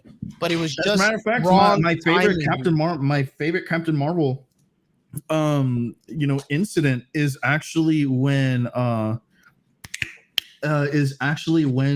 she pulls rank on Captain America, because ironically Captain Marvel is a major in the United States Air Captain Force, America, and she outranks Captain America, and so he still retains the rank of captain. And so he was like, well, I think we should do this, and she's like, well, I think we should do this, and so he was like, well, we don't care what you think. She's like, but I outrank you. And so he was like, no, you don't. She's like, I'm a major. Yeah, he's like, all right, yeah. And he's like, yes, ma'am. Yeah, he's like, yes, ma'am. He falls in line. So yeah, like that, there's that point, and I understand that culture. I understand that moment, because I remember at that moment in my life, I was against Brie Larson's personality and her charismatics that she was pulling. Look, and I still am. She was just wrong timing. Yeah, I'm still very much against Brie Larson's attitude towards her character. If she changes her attitude, by all means, sweetheart, take your spot. Yeah, but at the same time, but if you're going to come into that character, you better come correct, because you have your colors and you have not come correct. And I guarantee you have a bunch of fucking comic book nerds who have blown many loads to Captain Marvel who are going to fucking cancel your little ass. Yeah, but like that. But the thing is at the same time, she doesn't have to change anything. You know what I mean? Like, she doesn't have to do anything like that. She can be whoever she wants. That's true. But she will have to just deal with the consequence. Yeah. I just think that at the moment, she's just not portraying herself as the proper person. I think Brie Larson is probably a great person. She seems like an awesome individual to be able to take these roles and have such heart with it. Like, you know that she's a fun-loving person. Like, just deep down inside, you got other actors out there that just hate the comic book world. But, Eternals, like Martin Scorsese, solid 7. It's a good movie. We'll do. Brian, I hope you get to watch it. You'll probably watch it this week. I'm watching it tomorrow. Yeah. So I just literally could not find it any time in the night. I guarantee, maybe when you get to watch it and you're really hitting it up, you're gonna hit me up and you're gonna be like, dude, there's some really cool shots. Like, there's a lot of that, something that Superman could have done, or like the Justice League movies. Like, I could see this being in that nature. I think there was a lot of missed opportunity, like Trigger said. I think that they could have used the deviants as the major villains instead of using them as like a side story in this. They do develop a character that they could have established more, which I think will have more story. I kind of told Trigger that I compare this story to the Clash of Titans movie. The original one. Oh, the original. I'm talking about the sick fucking 80s one. I'm talking about the remake. Which, because there's a lot of mythology and a lot of. I love both. I love both Clash of the Titans. Yeah. I remember watching Clash of the Titans as a child, but at the same time, I'm kind of like, dude, I don't really see where this falls in line with Clash of the Titans, but I get it. Yeah. Like the mythology part and stuff like that, and like the the world building is like I've spoken about. Yeah. I think is very beautiful. But what I love most is the humor behind some of these stories. Yeah. Where they're like, wait, Icarus, the guy who flew too close to the sun, and they're like, oh, Sprite made that up when we were in Athens one time. Yeah, there's so a lot funny. of cool like references to the mythology of like our history and humanity. It's very cool. It's very cool the way that they kind of bring it together. And then of course there's something at the end that happens that's very close to that story. But then again, if you know the Eternals, you know what will happen. Brian, when you go see the film, if anything kind of catches your eye and it kind of confuses you, put it in the chat, dude, and we'll instantly answer it. I know there's probably going to be some questions that'll be asked. But for what it's worth, I mean, it's a pretty solid story through and through, though. I don't think when you watch the film, I don't think the save the day moment could have happened with the character that they chose. Like, there is something that the Eternals have to do to get that strong, but I don't think the Celestials would ever create something that strong. Yeah, because those guys would have been a million times stronger than Thanos, which would have made Thanos a million times stronger than an Iron Man guy in an iron costume, throwing punches and cutting his face with. So, yeah, there's random things. But overall, I think it was an entertaining movie. Should you go watch it? Yeah, go check it out. I think it's great. Guys in the comments, ladies in the comments, what did you guys think of the Eternals movie? If you've seen it, if you haven't seen it, are you going to go watch it? And what are your expectations for the film? If you have any questions and you get to go watch it, or you have any questions and you have seen it, guys, let us know in the comments or hit us up in our DMs and let us know. Tomorrow, this weekend, we're going to be at Harlingen Fan Convention. It's going to be a really great event. Brian, I told you all about it. I know you're in Jersey. You're not going to be able to join us, but it'd be really, really cool. One day I'm going to bring you down. I promise, but I'll give them to give you a shout out. I hope tomorrow I'll have 4 interviews on Saturday. It's going to be, the first interview will be with Ray Fisher, John Wesley Shipp, and David Soboleff, which are all DC people. Ray Fisher is, of course, Cyborg. John Wesley Shipp is the Jay Garrett right now in the CW show, who was the original Flash in the 90s TV show. And David Soboleff is the guy that plays Gorilla Grodd in the CW show. And he also does some Transformers, and he's also Drax in Guardians of the Galaxy, the Marvel animated television show for Disney. So good voice actor. The second panel we're going to be doing is with Stephanie Panicello, who is Claire Redfield in Resident Evil 2. Who else? Jesse Flowers, who plays Toph in Avatar, the Airbender. Oh, shit. Okay. Yeah. You remember that one, right? I do. And then the other one is Wiedenheif. I can never say her name. Sarah Wiedenheif. She plays Xeno in Dragon Ball Super. She plays the little blue gods. Oh shit! One of the I know who that is. She plays the gods in the Dragon Ball Super. The little Xeno, I think his name is. But Dragon she's Ball also Super. The little horns character that came out in My Hero Academia. But they all have a list of voiceovers that they've done. Like, I'm talking like super pressure on how much power these ladies have. So like they got their chops in their voice acting careers. So I'm super excited to talk to them. Then after that, it's going to be, of course, my Power Ranger ladies, Catherine Sutherland and Nakia Baris. I'm going to be interviewing both of them, talking about their Power Ranger lives, what it's done for them in their careers, because they have done other films. Dude, Catherine Sutherland came out in The Cell, dude. Yeah. Like, do you remember that fucking movie with Vincent D'Onofrio and Jennifer Lopez? Yeah. Yep. Like, she was one of the children in that hospital. And that movie's fucking nuts, dude. Well, another Pink Ranger came out in was it Last House on the Left or something like that, or Cabin in the Woods? Cabin in the Woods, dude, and she gets her fucking head cut off. The one with Chris. Yeah, dude, I'm telling you, man, fucking these ladies, they've got to. Nakia Baris, she's also done some really, really cool stuff too, which I'm really excited for. I'll be interviewing them too, and then the last one will be Jonathan Lipnicki, which is the kid from Jerry Maguire. Little vampires. Yeah, Stuart Little. Stuart Little, dude. I'll be interviewing Stuart Little, man. I'm super excited about that shit. Well, what's cool about it is a lot of people don't know is he trained under the Muay Thai champion Saxon Jinjuri. I think you. Yeah, I think you. Yeah, dude, I'm super excited to talk about some fucking Muay Thai shit and some fitness stuff. Yeah, those will be my 4 interviews. They're gonna be live. We're gonna be feeding them I off just of. get up every day and I Harlingen. kiss excellence. You know, Yeah, dude, I can't wait. I'm my fucking stuff. excited to ask them. You know what? And I was thinking about you the other day, Brian, because Ryback isn't gonna be doing the interview. Oh, you backed out? Yeah, he backed out of just the interviews. He's just there for autographs and signings. But you know what? That's not a first time. Sergeant Slaughter wasn't doing interviews when we did him a couple years ago. I don't know if D told you he probably got to chill out with Sergeant Slaughter. Why would he? Did he say why he's not doing the interviews?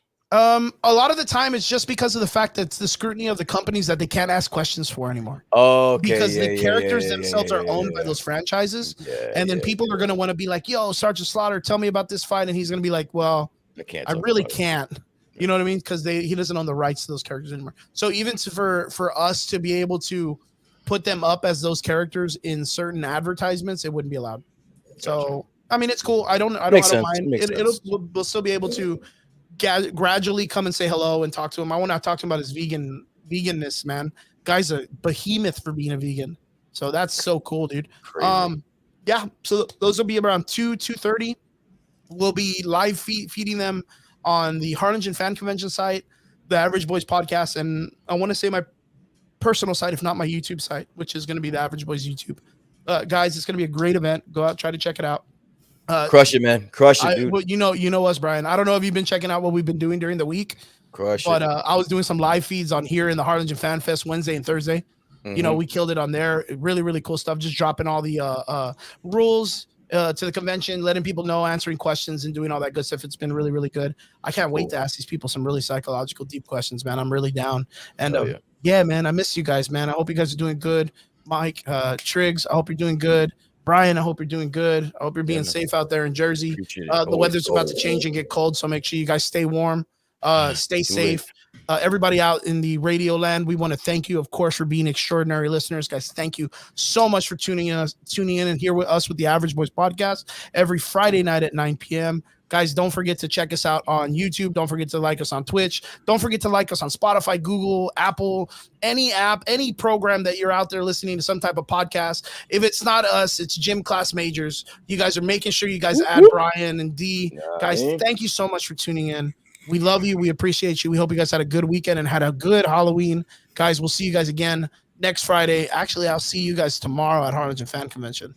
Boys, I'll see you later. Have a good weekend. Peace. Peace.